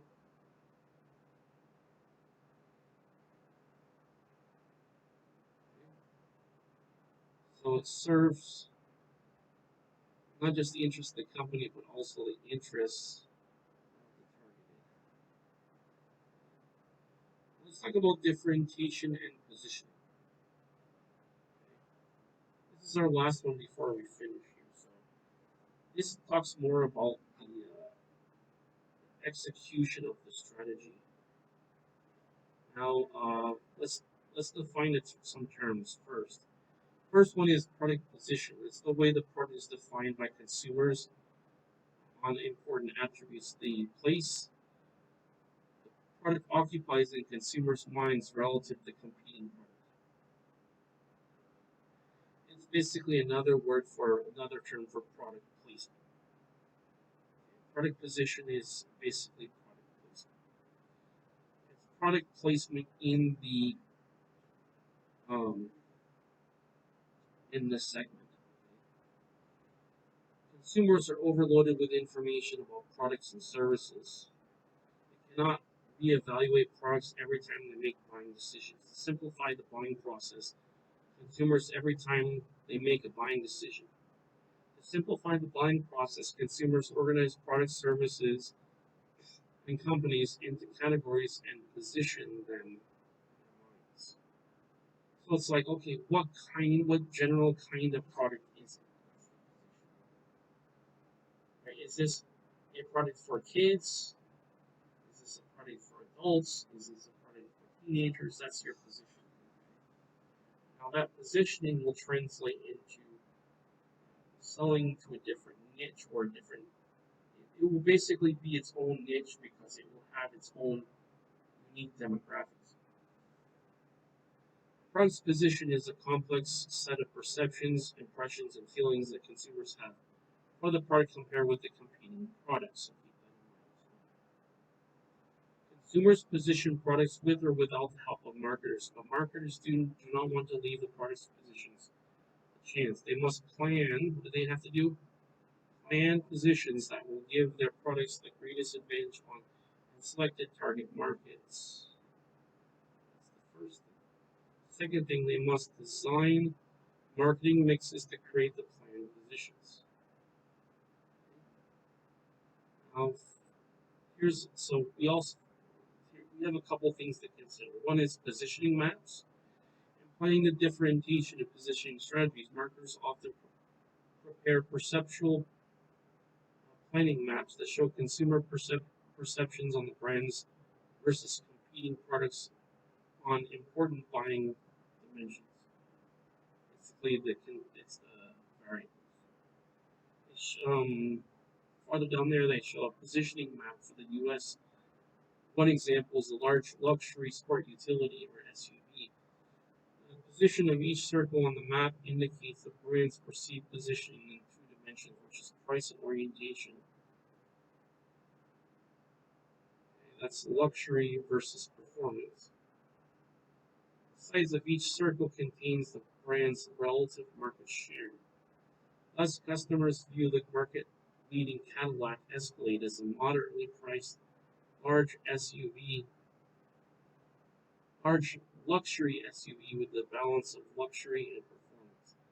Escalade is positioned as an urban luxury, in its case, performance, as they have in quotes, performance, probably means power and safety performance. You'll find no mention of the off-road advertising in Escalade. By contrast, a Range Rover and a Land Cruiser are positioned on luxury with nuances of off-road performance. For example, the Toyota Land Cruiser began in 1951 as a four-wheel drive, Jeep-like vehicle designed to conquer the world's most grueling terrains and climates. In recent years, the Land Cruisers retained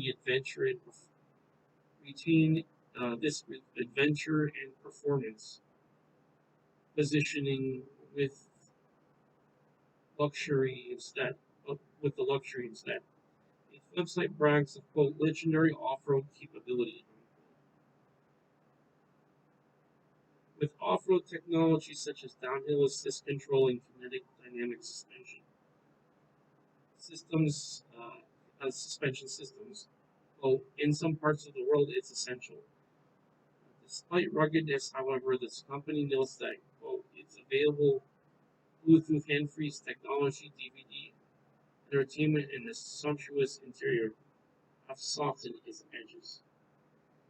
So its image it's originally giving off that it's a very rugged. Then with its positioning being the luxury market, now it's going to be perceived as a luxury SUV. So that's different. Now, choosing a differentiating and positioning strategy. Some firms find it easy to choose differentiation positioning strategy. For example, a firm well known for quality in certain segments will go for this position in a new segment if there are enough buyers seeking quality. But in many cases, two or more firms will go after the same position. Then each will have to find other ways to set itself apart. Each firm must differentiate Each firm must differentiate its offer by building a unique bundle of benefits that appeals to a substantial group within the segment, which is what I was talking about. When you prefer that within the segment, you get your own niche. Above all else, the brand's positioning must serve the needs and the preferences of well-defined target markets. So this is an important point as well. For example, although Dunkin' Donuts and Starbucks are both coffee shops, they offer very little product assortments. They offer very different product assortments and store atmospheres. but yet each succeeds because it creates the right value proposition for its unique mix of customers. So and I would add that it's successful because it's adding the right amount of value to the target, the right customers in that demographic. The differentiation and positioning task consists of three steps. Okay, so let's note these. Number one is identifying a set of differentiating competitive advantage. Okay, that's what it is. What's different about this product than the other one? And therefore, what makes it better than the other one? On which to build a position, choosing the right competitive advantages. Yes, this is what we need to do. We need to choose the right competitive advantages. What are they better at than their competition? Select the overall positioning strategy. How are they shown in the market, shown in their segment to be? I guess I would say niche. Segment is segment.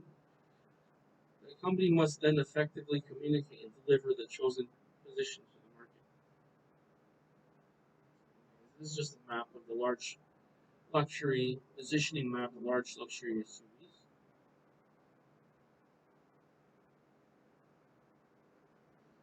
Here we have a case example about Dunkin' Donuts and how it's able to position itself in the market as well and its unique value proposition.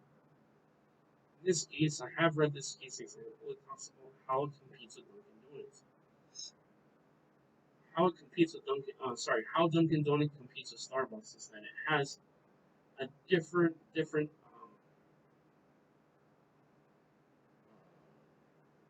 menu that fits the average person more, or a person who wants to spend more, but with also its other product offerings that made it successful as well. So basically, the idea is like, okay, I want to have something of comparable quality and coffee, but for cheaper. Okay? That's the idea. But it's presented in a way that its product offering has better synergy, has better combinational value than what Starbucks would have. According to, so you have demographics that basically will are have and sometimes do go to both. So when you have those demographics that go to both, basically what they do is they take that market share from them by saying, okay, come over here, we'll give you this extra part that the competitor doesn't have. It goes better with their coffee or it goes better with something else. And because Dunkin' Donuts is a famous brand, they trust the brand. Okay, so that's basically in a nutshell what they're talking about.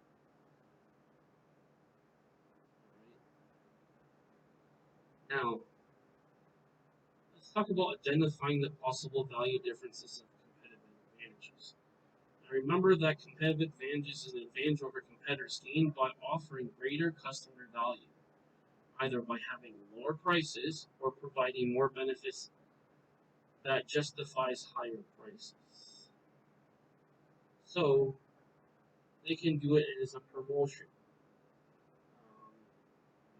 What many companies do is they say, okay, you buy this amount, you get some, you earn points back, you get some things for free, or we'll offer different services in there the other one doesn't have, or the environment is better, so therefore you're willing to pay more for it. Again, it's a matter of what do you do better than your competition? What unique product offerings / service offering do you have that your competition doesn't have? What you do is once you find out where you have something different, you build on it. And the market say, okay, this he has this one. You're not going to find this anymore. Your experience is better. So basically, by differentiating the product offering, right? Basically, what you're doing is you're building on the perception, telling them that their experience is better with us, and the overall brand loyalty as a result increases. Remember something, it's all about profitable relationships. So, in order to build profitable relationships with target customers, marketers must understand customers' needs better than competitors do and deliver more customer value. And that's always the point. To this extent that a company can differentiate and position itself providing superior customer value, it will gain a competitive advantage. But solid positions cannot be built on empty promises. If a company positions its products offering as the best quality and service, it must actually differentiate products so that it delivers on the promised quality and service. Companies must do this more and more, do more than simply just shout out their positions with slogans and taglines. They must first live the slogan. Okay? If we so whatever the slogan says, the customer's experience has to match the slogan. For example, Staples research revealed that it should differentiate itself on the basis of an easier shopping experience. The office supply retailer held back its Staples that was easy marketing campaign for more than a year. First, it remade the stores to actually deliver the promised position. That to me, that makes perfect sense. You need to find a way to deliver on your promises.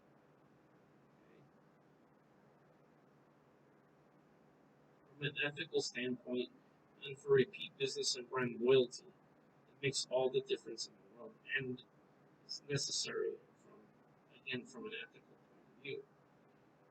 A few years ago, things weren't easy for Staples or its customers. Now, this was as of 2012, so a few years before 2012.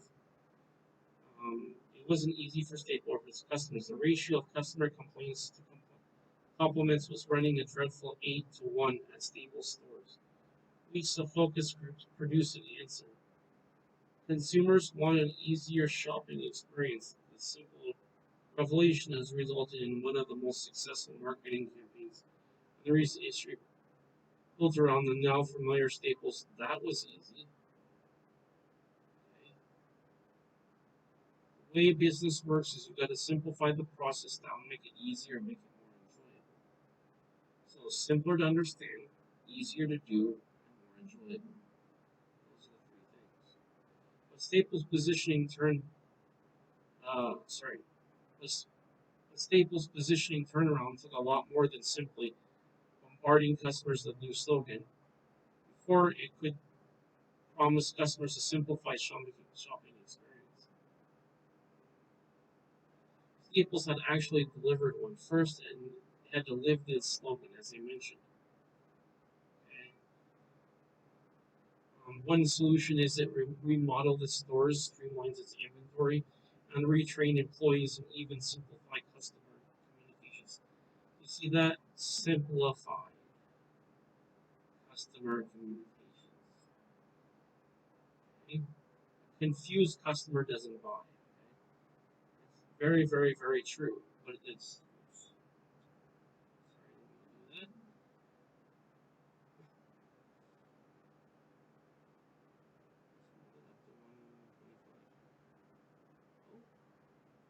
So, anyway, you have to make things simple. The reason why you need to make things simple is one, you need them to understand what they need to do because they need to be prompted. Number two, you need to make things convenient. Overall, because you need to keep that user experience at the highest level possible. Okay, now to find points of differentiation, marketers must think about the customer's entire experience of the company's product and service. Okay? That's what I was talking about. Another company would find ways to differentiate itself as customer contact point. And what specific ways can a company differentiate itself or its market offer?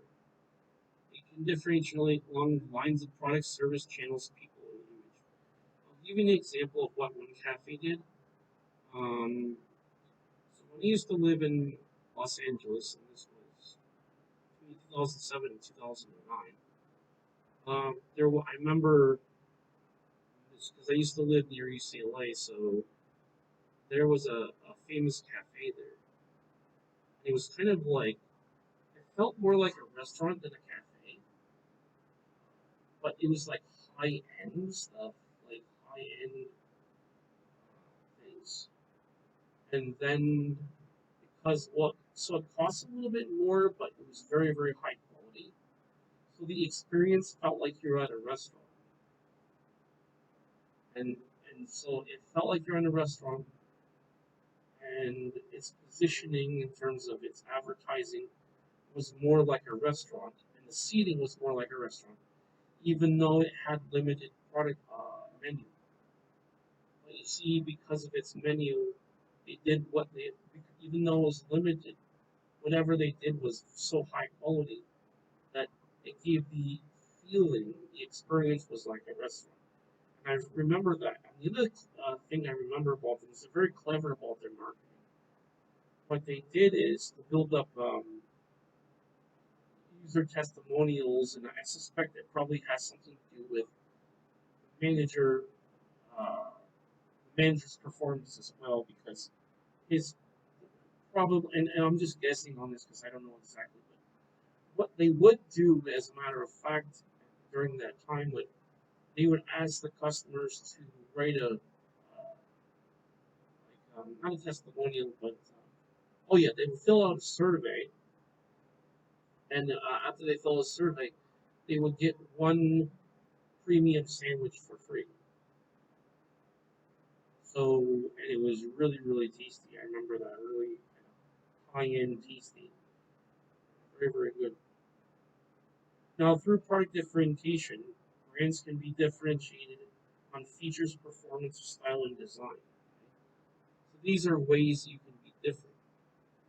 Now, that has to do with branding, actually. Yeah, okay, sorry, differentiation brands. Okay, but yeah, I was going to say brands. Just thinking, those are parts of a brand is the features, the performance, the style, and design. Mostly the style and design is the brand itself, and then the specifications is the features, and then the performance has to do with the actual experience with the beneficial experiences. Thus, Bose positions its speakers in on their striking design and sound characteristics. By gaining the approval of the American Heart Association as an approach to healthy lifestyle, Subway differentiates itself as a healthy fast food choice. You see that? They got somebody, it's called appealing to authority. So it's a tactic to convince people of something. And what it is you got a promotion and a recommendation from somebody, which is quite powerful. Okay. So yes, and seventh generation maker, household cleaning and laundry supplies, paper products, diapers, and wipes differentiate itself not so much by how its products perform, by the fact that its products are greener. Seventh generation products are both protecting planet home. Beyond differentiating its physical product, the firm can also differentiate the services the company um, sorry, services that accompany the product. So that's called value added. I'm, by the way, adding some stuff to what the book is saying, but I understand how that works. So that's something called value added. That is a way to differentiate yourself. See, the idea is quite simple. How are you different than your competition? That's the question you have to ask yourself. Now, for example, First Convenience Bank of Texas offers real hours for real people. That includes it is open 7 days a week, including evenings. Other differentiate that service based on the high quality customer care. In an age where customer satisfaction with airline service is in constant decline, Singapore Airline gets set itself apart through extraordinary customer care. The grace of flight attendants and grace. Quote, everyone expects excellence from us, says the international airline. Meaning, so even in the smallest details of flight, we rise to each occasion, deliver Singapore Airlines experience. So this is like their service motto, and I guess you could call it a slogan as well. This is what this is how they position themselves and make differentiate themselves as well. Firms that practice channel differentiation gain competitive advantage um, through the way that they design the channels like coverage, expertise, and performance. This is how you do it. Amazon.com and Geico set themselves apart with smooth functioning direct channels. Now, some of that seems pretty obvious, right? Things have to be smooth, they have to work. Companies can also gain a strong competitive advantage through people differentiation, hiring and training better people than the competitors do. Yes, every business is true value are their employees. See, even if you have the best product or service, it's only going to be the best if you have the best people making it. You see what I'm saying? Disney World people are known to be friendly and upbeat. People differentiation requires that companies like the customer contact people. Excuse me. Like this customer contact people carefully and train them well. So training is for anybody with experience in the business world, whether working or just dealing with people, is that um, tra- uh, the mark of a good company is a company who trains their employees well. It's just how it is. The military is perfect. That's probably the best example of that because it's all about the training. So I can say for sure that if I ever go larger in terms of what I do, so obviously I do this. I used to do this social media stuff, but outside of that, I do consulting for business solutions and also teaching English and tutoring. For me, the biggest thing is the people who work with me. The best asset will ever have in a company is not the equipment so much as it is the people. Because the people generate solutions. People are the face of the company. You see what I'm saying? And people add the value and differentiate themselves. So that's the difference, okay? Um, Disney trains its theme park people thoroughly to ensure that they are competent, courteous, and friendly. From the hotel check-in agents to the monorail drivers to the ride attendants to the people who sweep Main Street, USA. Each employee is carefully trained to understand customers to make people happy. That's the customer service part. You're there to make people happy. I can tell you that also, as a side gig, I also run RPG games. So because they pay me for it, it's not for free. I'm much more flexible on rules than the game because it's like I mean, what I'm not doing when you're running a service, you're running for the yes, you want to get paid, but you're running it for the benefit of the people who can enjoy it.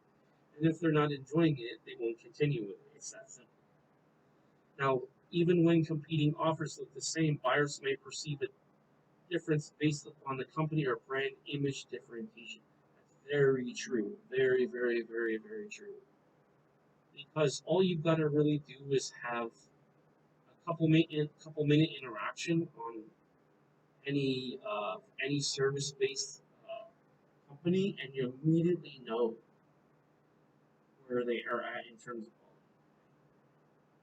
quality. To the point where even if, for example, and I've been in 5-star hotels, I've never stayed in it, but I've been there for meetings and stuff. This was several years ago. So when I was overseas, I used to live in Shenzhen, which is southern China, across the river from Hong Kong. So I also coach chess as well. I do have a YouTube channel, by the way. So I had this one guy. He was this logistics manager. He's from Australia, but he said he's based in Tokyo. And he would come to Hong Kong, and I would coach him in chess. The guy would stay at a 5-star hotel, and I'm thinking, okay, The recept, the hotel looked fancy, looked nice inside or whatever in the reception. But what made the experience really better was the interaction and the courtesy of the people working there. That to me, yes, they have it uniformly stuff and may look fancy, but the real value and the real positive experience was dealing with people and their professionalism. That's really the real is the real value that a hotel can have because you can be a small hotel, but because your customer service is so good and everything else, of course, needs to be normal. But you can have like a normal hotel.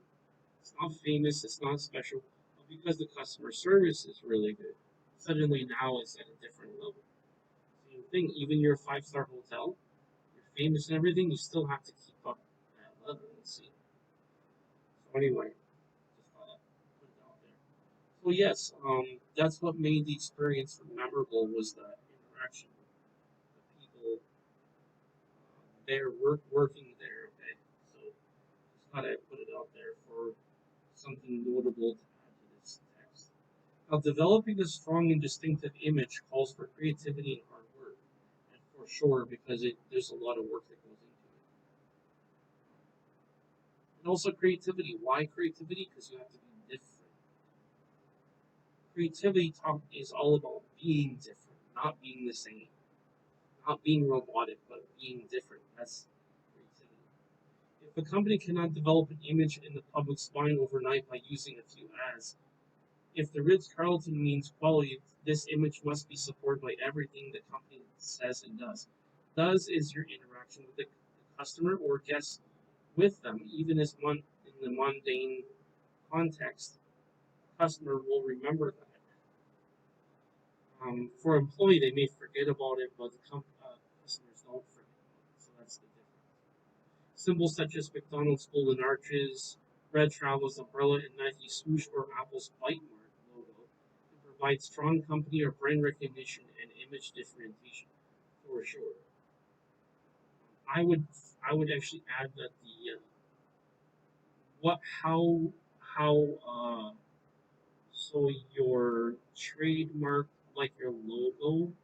So that's the logo right there, yeah, and then also the name of the company if it's a catchy name or a very fancy sounding name also adds to the value. Okay? Now, that company might build a brand around a famous person, as Nike did with Michael Jordan, Kobe Bryant, and LeBron James basketball shoes apparel collections. Some companies have even been associated with colors, such as Coca-Cola is red, IBM is blue, UPS is brown, and chosen symbols, characters, and other image elements must be communicated through advertising that conveys the company or brand personality. This is another way to be different. What you need to do is you need to ask yourself, how can I be different than my competition?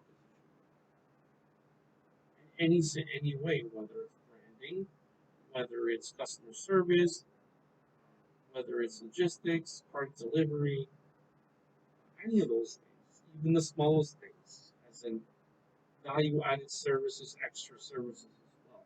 Every little thing you can do better will make a big impression from the customer's point of view. And it's very easy to understand that because all you got to do is ask yourself, if I'm a customer at a 5-star hotel or a 4-star hotel or a fancy restaurant or a fancy cafe, how would I like to be treated? What would I like my experience to be?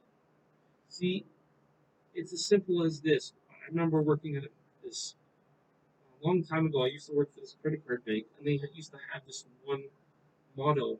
They used to say, "Think of yourself as the customer." Because if you can think of yourself as a customer, then you'll know exactly how to say and what to do. Because you've put yourself in the customer's position. It's customer centric. It's only what you need to do. It's you need to put yourself in their shoes to understand how they want to be treated from their point of view. Because if you're serving customers, you need to do it from their point of view. That's the point. Now, choosing the right competitive advantages. We need to find the right thing that we're going to be better at. differentiate ourselves in the market and in our niche as well, of course.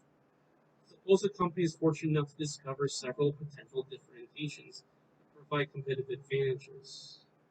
It must choose the ones that will build its positioning strategy. Why? Built to build its positioning strategy. Do you understand?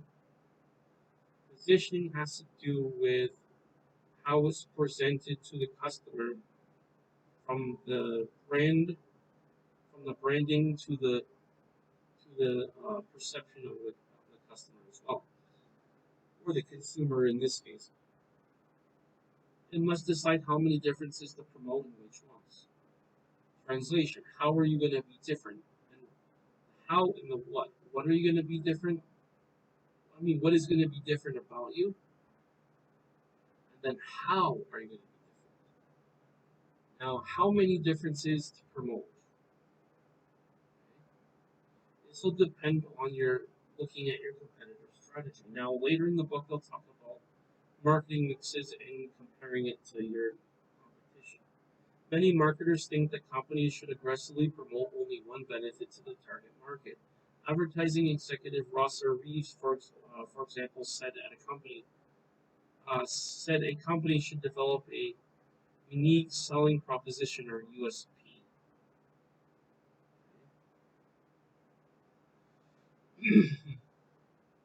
for each brand and stick to it.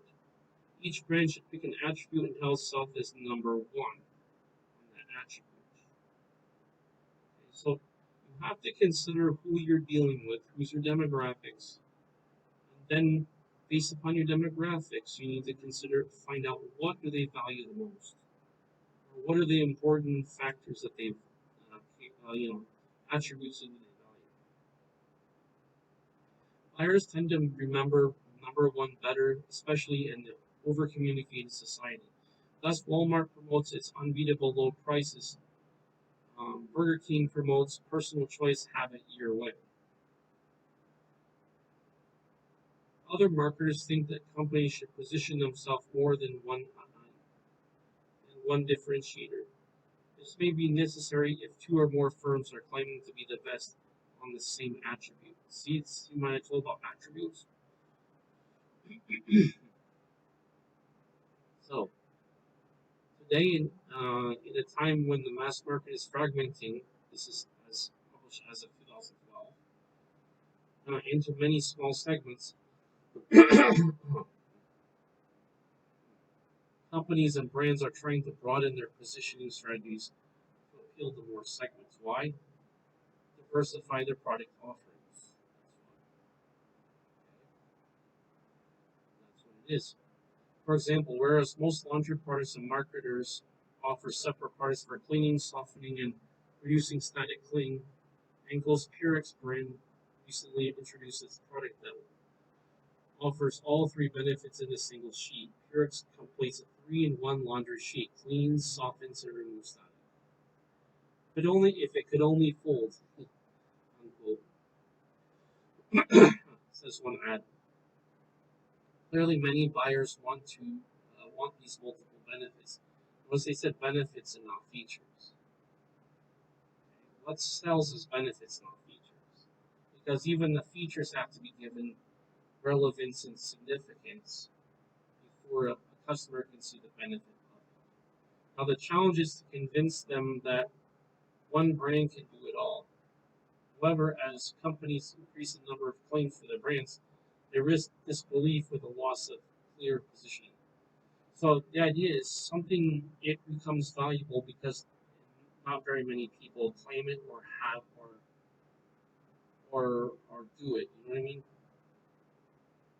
So again, it has to be something different, not the same. There is one more way you can differentiate yourself, and that has to do with your interaction with the customer.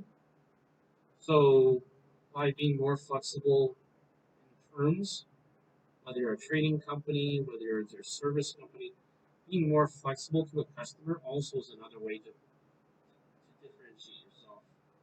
Now, which differences to promote?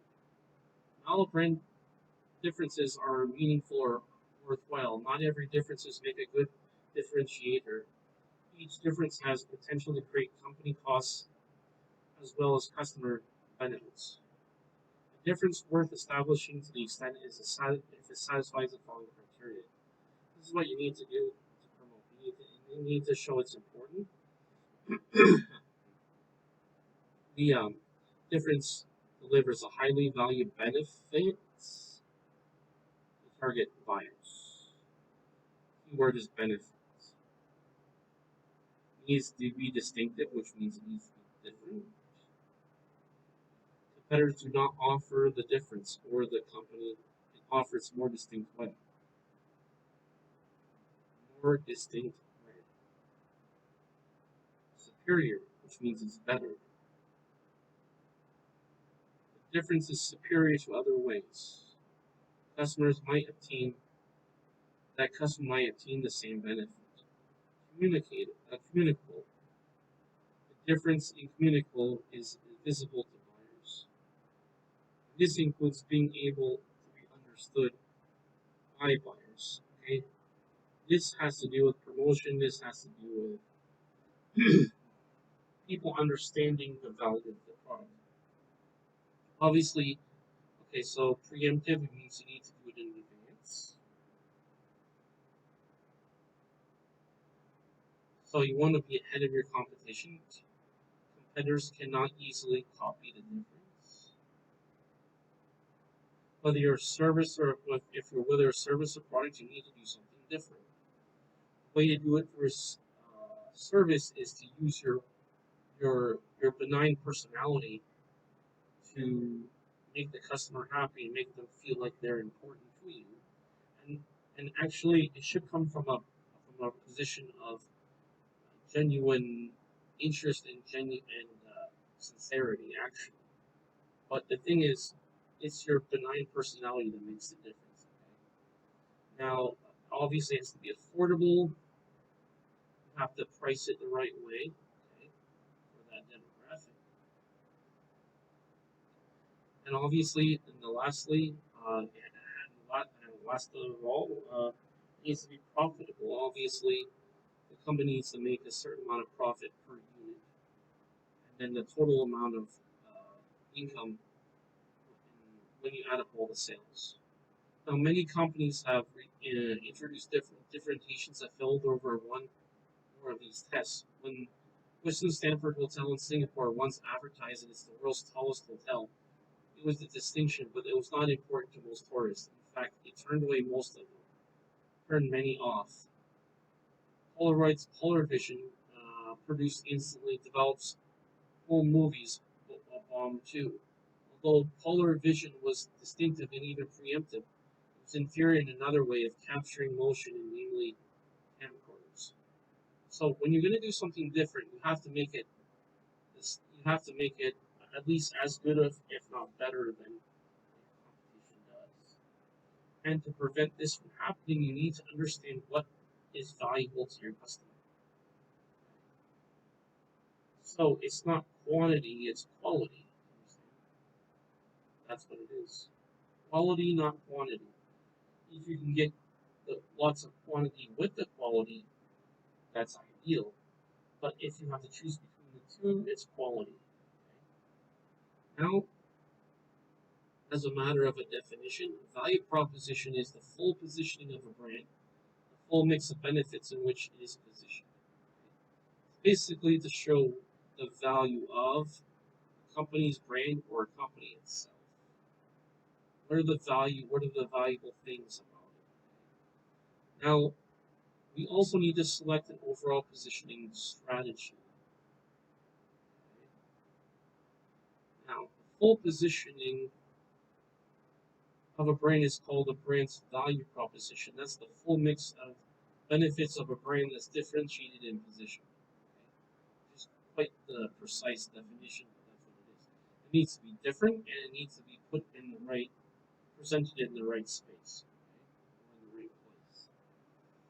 Now, Figure 7.4 shows the possible value propositions. So, when you look at it, we want to look it up, vertically, and horizontally. On the top, you look at it horizontally, and then on the bottom, so on the bottom, on the side, you want to look at horizontal. So here's what we have. We start with the price, which is either more, the same, or less. And then what you do for each one, if it's more for more, if the price is more, you need more benefits. If the price is more of the same, you need this. Um, you need you can be the same, and if it's less, you need the same for less. And, and if it's less, it means less for much less. So it's basically like this. Just like if you think of this practically, a little bit of common sense, you'll understand. It's just like if you have a choice between three different price products. One is more, one is the same price, and one is less. What makes you want to buy products under those three pricing schemes? Well, if it's going to cost more, you have to show more value, and the reason why they should pay more. The reason is based upon the benefits and the value to the customer. If the price is the same, you can offer more benefits or the same benefits presented in a better way. Then see where it's showing in green, that's actually where you want to be hitting. Now, if it's the price is less, if you do more for less, right? This is kind of the Indian saying. Is the old Indian saying is, we want more for less. If your product is cheaper, right? Meaning the price is less. If you offer more for it, as in you offer more features, more benefits, then it stands out. If it's cheaper, or sorry, if you have the same, you also want to offer more features and benefits as well. And if it's less, you want to have these. If it's going to be less, it has to be much less. So being cheaper is not always an advantage. It depends on the value of the product. So if you make it too cheap, you actually give the impression that your product is not worth has less value. Now, if the price is the same, you need to consider that you need to provide more for a product that's the same as your competition. And if it costs more, you definitely need to have more, or even you definitely need to have more, or even much more, because it costs more. So if you think more, it's more and more, right? When you think it's more, if there's a more, if you hear the word more, you want to think of more value. If you think of price that's the same, you want more. And then also, if you have less, you also want more. So you can see the trend that's more. Now, if you have less, though, you have to consider you want. Uh, then, when the product is much less, if it's less, right? Sorry, if it's less, would be a best approach would be to have to be even cheaper. So, for example, both competitors have for less, right? How do you compete? So let's say, well, I mean, compared to the market average, okay? So let's say the market average is X. You need to have X minus whatever, minus Y, whatever. It needs to be less than your competition. That is called undercutting the competition, or undercutting the price. Okay. Now I just went over all that. Now you can do some of this stuff through promotions. The idea of reducing the price and offering more is to bring business in as a loss leader. When your brand is more established, you can actually raise the price if you're increasing value. Now, this will be effective if you have a demographics of people who want value over a cheap price. So, for example, people who buy Mercedes, They're not the person who wants a cheap car. A person who buys an expensive, like multi-million-dollar house, are they buying the house because it's cheaper? No, buying because it's better. Right? Same thing with other things as well. The expensive hotel, anything expensive, the person who buys it is buying it because it meets their expectation in terms of quality or exceeds it. So they're buying it for the value. They're not buying it for the price. In fact, the reason why for business, this is what I learned. Okay, something I want to add to this. The reason why in the business-to-business context that people don't buy the service is because the value of the product wasn't sufficiently or correctly communicated. Right? So in business-to-business context, the price is not the objection; it's the value that's the objection. Because business to business tends to be cost more. Okay? Let's end I think with the position statement. These couple of things. Okay. Now see a picture here. The overall aesthetics and of it adds value to it. Okay? Let's talk about developing a positioning statement. Companies and brand positioning should be summed up in a positioning statement. The statement should follow the form two, referring to the target segment and need of R, referring to brand, is referring to concept, that referring to point of difference. Here's an example. Quote, to busy mobile professionals who always need to be in the loop, BlackBerry is a wireless connectivity solution that gives you easier, more reliable way to stay connected to data people, and resources. Well, you know what that did? That basically summarized everything that a person wants in a smartphone. Now, of course, this was 2012 that it was published, so since then, iPhone superseded the BlackBerry. Still good. Even now, it still has its brand value. People know BlackBerry. So, for example, the iPhone, Samsung are better phones than the BlackBerry, but BlackBerry is also a decent phone. It's also probably your backup phone you want to have. Okay, so that's where people were convinced of this is because of how they communicated the product offering and the value proposition. Right, so it mentions some things in terms of so both the product offering and the product offering is the name, and the value proposition refers to the benefits. Okay, once the benefits are shown that correspond with what the demographic finds to be valuable, then you can see that it sells itself. Okay, it's kind of like if you it's kind of like if you show something that's rare and valuable compared to something that's common. Which one would you prefer to have? Assuming that you would prefer to have something more valuable, what would you prefer to have? Yeah, you'd like to have the rare thing that adds that's more expensive, right? That's what it is. Note that the positioning statement first states that the product's membership in the category wireless connectivity solution, that's the positioning, then shows its point in difference from other members, that's differentiation.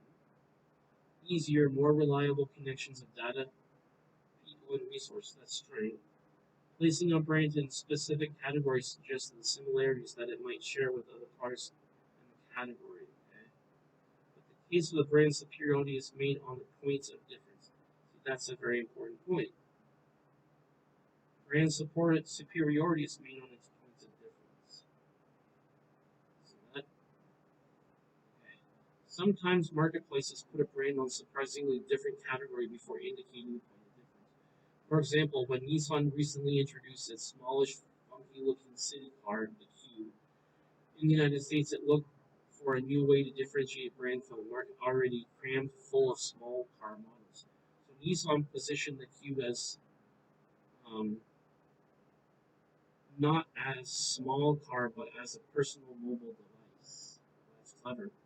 Something that enhances young customers' individual mobile and connected lifestyles. That's a clever way of saying it. Yeah, I like that. Already hugely popular in Japan, the Nissan Cube was introduced in the United States as a device designed to bring young people together. Like every mobile device they have, it's a part of a fun, busy life that can be personalized as easily as a cell phone ring or a web page. That is, that's unquote. Yes, so that's a very astute, very that's a statement that indicates that they are very aware of their market. Now, remember, just as a reminder, remember the position statement is a statement that summarizes company or brand positioning. Which is to, which is the target segment, and need, and our, referring to brand, is the concept, which is the point of difference. Okay, so you need to combine all these things. Okay, let's look at this. You need to combine the target segment. You need to look at the need because it's a demand. You need to look at the brand as a way of communicating value in your niche. The segment, the concept, which is what the idea you want to communicate, and then what specifically should be communicated, which is the point of difference. Now, communicating and delivering the chosen position. Once it's been chosen a position, the company must take strong steps to deliver and communicate the desired position to its target consumers. All the company's marketing mix efforts must report the positioning strategy. Positioning the company calls for concrete action, not just talk. If the company decides to build a position on better quality and service, it must first deliver on the position, as I said before. That makes complete sense, and it's completely ethical because, after all, you're delivering on customer expectations. Designing the marketing mix, product place, product price, product price, place, and promotion. What did I see before it is? Price, place, promotion. Oh, product, price, place, promotion. Product is almost a given, but yeah, product or service. Involves working out the tactical details of positioning strategy. Remember, it's the marketing mix that has those four works out the details of the positioning strategy. So if we break it down, what is the product that you're selling? And for what price are you selling it? And where are you selling it? In what marketplace? Online or offline? And then what is the promotion? What is the value statement? What is the value proposition you're trying to communicate? How do you get customers to come in? These are questions that should be answered by promotion, and involves working out the tactical details of the position and strategy. Thus, a firm that seizes on the more position knows that it produces high quality products, charge a high price, distribute through high quality dealers, and advertise in high quality media. All of the supply chain has to be high quality for it to be high quality. It's just like a formula, right? I mean, if any part of the formula is wrong, it's wrong. It's like if any part of the coffee is bad, if any part of the food is bad, it's bad. It's the same idea. Okay? They must hire and train more service people, find retailers who had good reputation for service, and develop sales and advertising messages that broadcast superior service. Okay? This is how to do it. Generally, how to do it. This is the only way to build up a consistent. So the purpose is to build a consistent and believable more for more position. Meaning it costs more, but you give more value. Companies will often find it easier to come up with good positioning strategy that's implemented. To implement it, establishing a position or changing one usually takes a long time. In contrast, positions that have taken years to build can quickly be lost. Once the company has built the desired position, it must take care to maintain the position through constant performance and communication.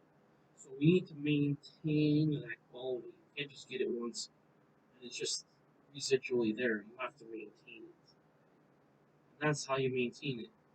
Consistent performance and communication. Communication to the customer and consistent performance delivering value to customers. It must closely monitor and adapt the situation over time to match changes in consumer needs and competitor strategies. What do you need to match? Consumer needs, that's the demand, and competitor strategies, that's the threat and the competition. You need to make sure your strengths continue to be strengths so you can continue with opportunities. Uh, and then adapt to any competitors' threats in terms of market share. However, companies should avoid abrupt changes that might confuse consumers. Remember, I told you a confused consumer doesn't buy. Everything has to be simple. Everything has to be understood very clearly. Okay? So avoid abrupt changes that might confuse consumers. Okay? Don't forget that. Instead, a product's position should evolve gradually as it adapts to the ever-changing marketing environment. See those last words? That's what you're aiming for. So whatever the environment for my environmental changes, that's how you have to adapt. If you can't adapt, you have to get out of the market. So that's how it works. Now, I'm going to review some objectives. I'm just going to mention the objectives. I'm not going to read the explanation for the objectives, but here we have it. So number one, we need to remember that we need to define the major steps in designing customer-driven marketing strategy. That's the market segmentation, position differentiation, and positioning. Okay? Number two, we need to understand and list and discuss major bases for segmenting consumer and business markets. Number three, we need to explain how companies identify attractive market segments and choose a market targeting strategy. That's the next thing we need to be able to do. The fourth thing we need to be able to do is discuss how companies differentiate and position their products for maximum competitive advantage. All this stuff, if you just think of, I know it's simple, easy for me to say because I've studied this before, and because I tutor this, and obviously I'm putting this out for you guys to see. If you really think about what you're doing in the market, in terms of presenting yourself, in terms of what, how you're doing it, and what you're doing it, and for what reason you're doing it, the what, the high, and the what, the how, and the why. If you really think about those three like broad questions, what, how, and why, you'll be able to answer all of this. So just think in terms of a practical situation. Ask yourself how will you be able to compete with your competitors? How will you be competitive? See, if you can answer those questions, you can basically answer all these questions as well. Now, also at the same time, you also need to understand your consumer, and you need to understand the needs of the consumer, and also the needs of the business market, depending on who your customers are. Now, ideally, you would like to understand both because you'd like to broaden your service and product offerings to both consumers and business markets. So just like for me, right? I tutor English, right? I tutor to individuals, but in the past I've also tutored, also provided the service to businesses as well. So obviously for both, and the more diversified you are, the better off you will be. Okay, so the last thing I want to mention is something that you need to remember for each objective. These are your terms, basically your vocabulary. Objective one, you need to know what market segmentation, market targeting, differentiation, and positioning. You need to know what those words mean. For objective two, you need to understand the definitions for geographic segmentation, demographic segmentation, Asian life cycle segmentation, gender segmentation, income segmentation, psychographic segmentation, behavior segmentation, Asian segmentation, benefit segmentation, and intermarket segmentation. Those are pretty. These are actually quite straightforward if you think about what's describing the different types of segmentations. Most of those are pretty straightforward.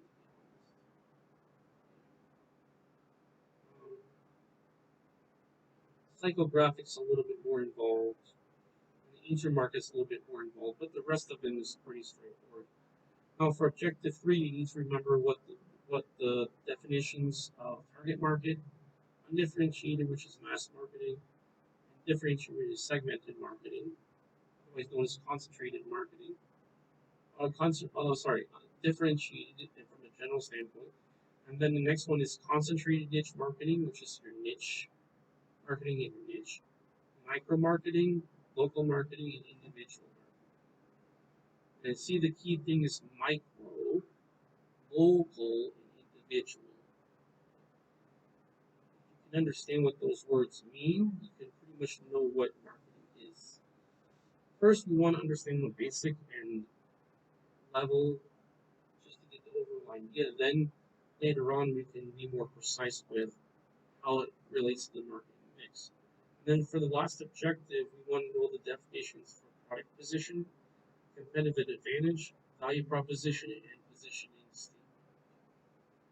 Positioning statement's a little bit more complex. Those last four probably are a little bit more involved, so that's not exactly as easy as it sounds, especially your value proposition and your positioning statement. Competitive advantage just means what you do better than your competition. It's not that difficult. And then your product position, where are you putting your product in this segment? Okay, so that's basically what that is. So actually, if you really want to go back, you can rewind and find out what the chosen position is. So you go back and say, okay, if the company decides to build a position with better quality, it's basically like a specific, so it's a statement that summarizes company or brand positioning, uh, takes the form of two, the target segment and need, and the brand, and then this point of difference. And just telling you those because those are the hardest ones to know for this chapter. And then value proposition, that just means what value can you communicate about your about your product or service in terms of the benefits, not the features, but the benefits. So feel free to rewind. If you can get a hold of the book, this is Principles of Marketing. It's a very good book, I think. It's not advanced, but just like anything else, you start from the basics. You start as a foundation, and then you build on it. You don't start at the top; you start at the bottom, and then build upon the foundation, right? And then, of course, in this book, the concepts are cumulative and are foundational, as in one builds on top of the other. So keep that in mind. At your own pace. If you need to review something, review something. Okay? Now, I'd like to thank you for watching this video. I know that you got lots of value out of it because if you marketing is one of those underestimated aspects of business that is very powerful and can turn a company around. Basically, if you can master marketing and sales, so basically marketing is the communication of brand and company value, right? That's the initial value to a product or service. And also if you can master sales, which is the closing of a deal, right? From an in one to many or one to one basis versus marketing is just like putting out there as a strategy and sales of course is used as closing the deal in terms of tactical operation in business in terms of closing the deal and getting sales to generate revenue obviously. So please click like on the video. If you haven't already, please click subscribe. That way you'll have access to all my videos. And also if you haven't already, please click the bell button. That way you'll be notified of all my future videos. I will have a membership in the future. I'm going to be working on it this week or next week. You'll be able to access extra content. It'll be available either on, it'll probably be available on Patreon. So as soon as that becomes available for me to offer it to you on YouTube and or on Rumble, because I'll be uploading this to both platforms, Um, I will leave that. I'll give that as an option for you that will add extra value. In addition to that, it will give you better understanding of the topic. Well, because I will go more in depth about different case examples, different ways of doing it, different applications, and also field questions and answers as well. Any other help in regards to this topic? I will disclose what I'm gonna charge for that. This will be a monthly fee. More than likely, I'm gonna start out having this on Patreon. Also, for the premium, so there'll be basically at least 2 tiers. There'll be a regular one where you'll have this interaction online. The other one plus the recorded videos, which will have live videos, you'll have access to that. In addition to that, you'll also have some notes and also some study tips as well, which will be the upper tier, which will be more. Stay tuned for the actual pricing. You'll definitely, my objective is to make this affordable for everyone who wants to learn this. The idea is to serve as many people as possible. So I'm going to try to keep the price down to a very minimal price, even at the second higher tier. I'll just be a little bit more than the regular tier. So you'll find extra value, and you'll find that will increase your frequency of understanding in terms of being able to understand this faster and be able to understand this on a deeper level as well. So I'd like to thank you for watching the video. I want to wish you a great evening and morning, depending on where you are, and afternoon as well. I'd like to thank you for watching the video. I wish you a great day. Take care, and I'll talk to you next time.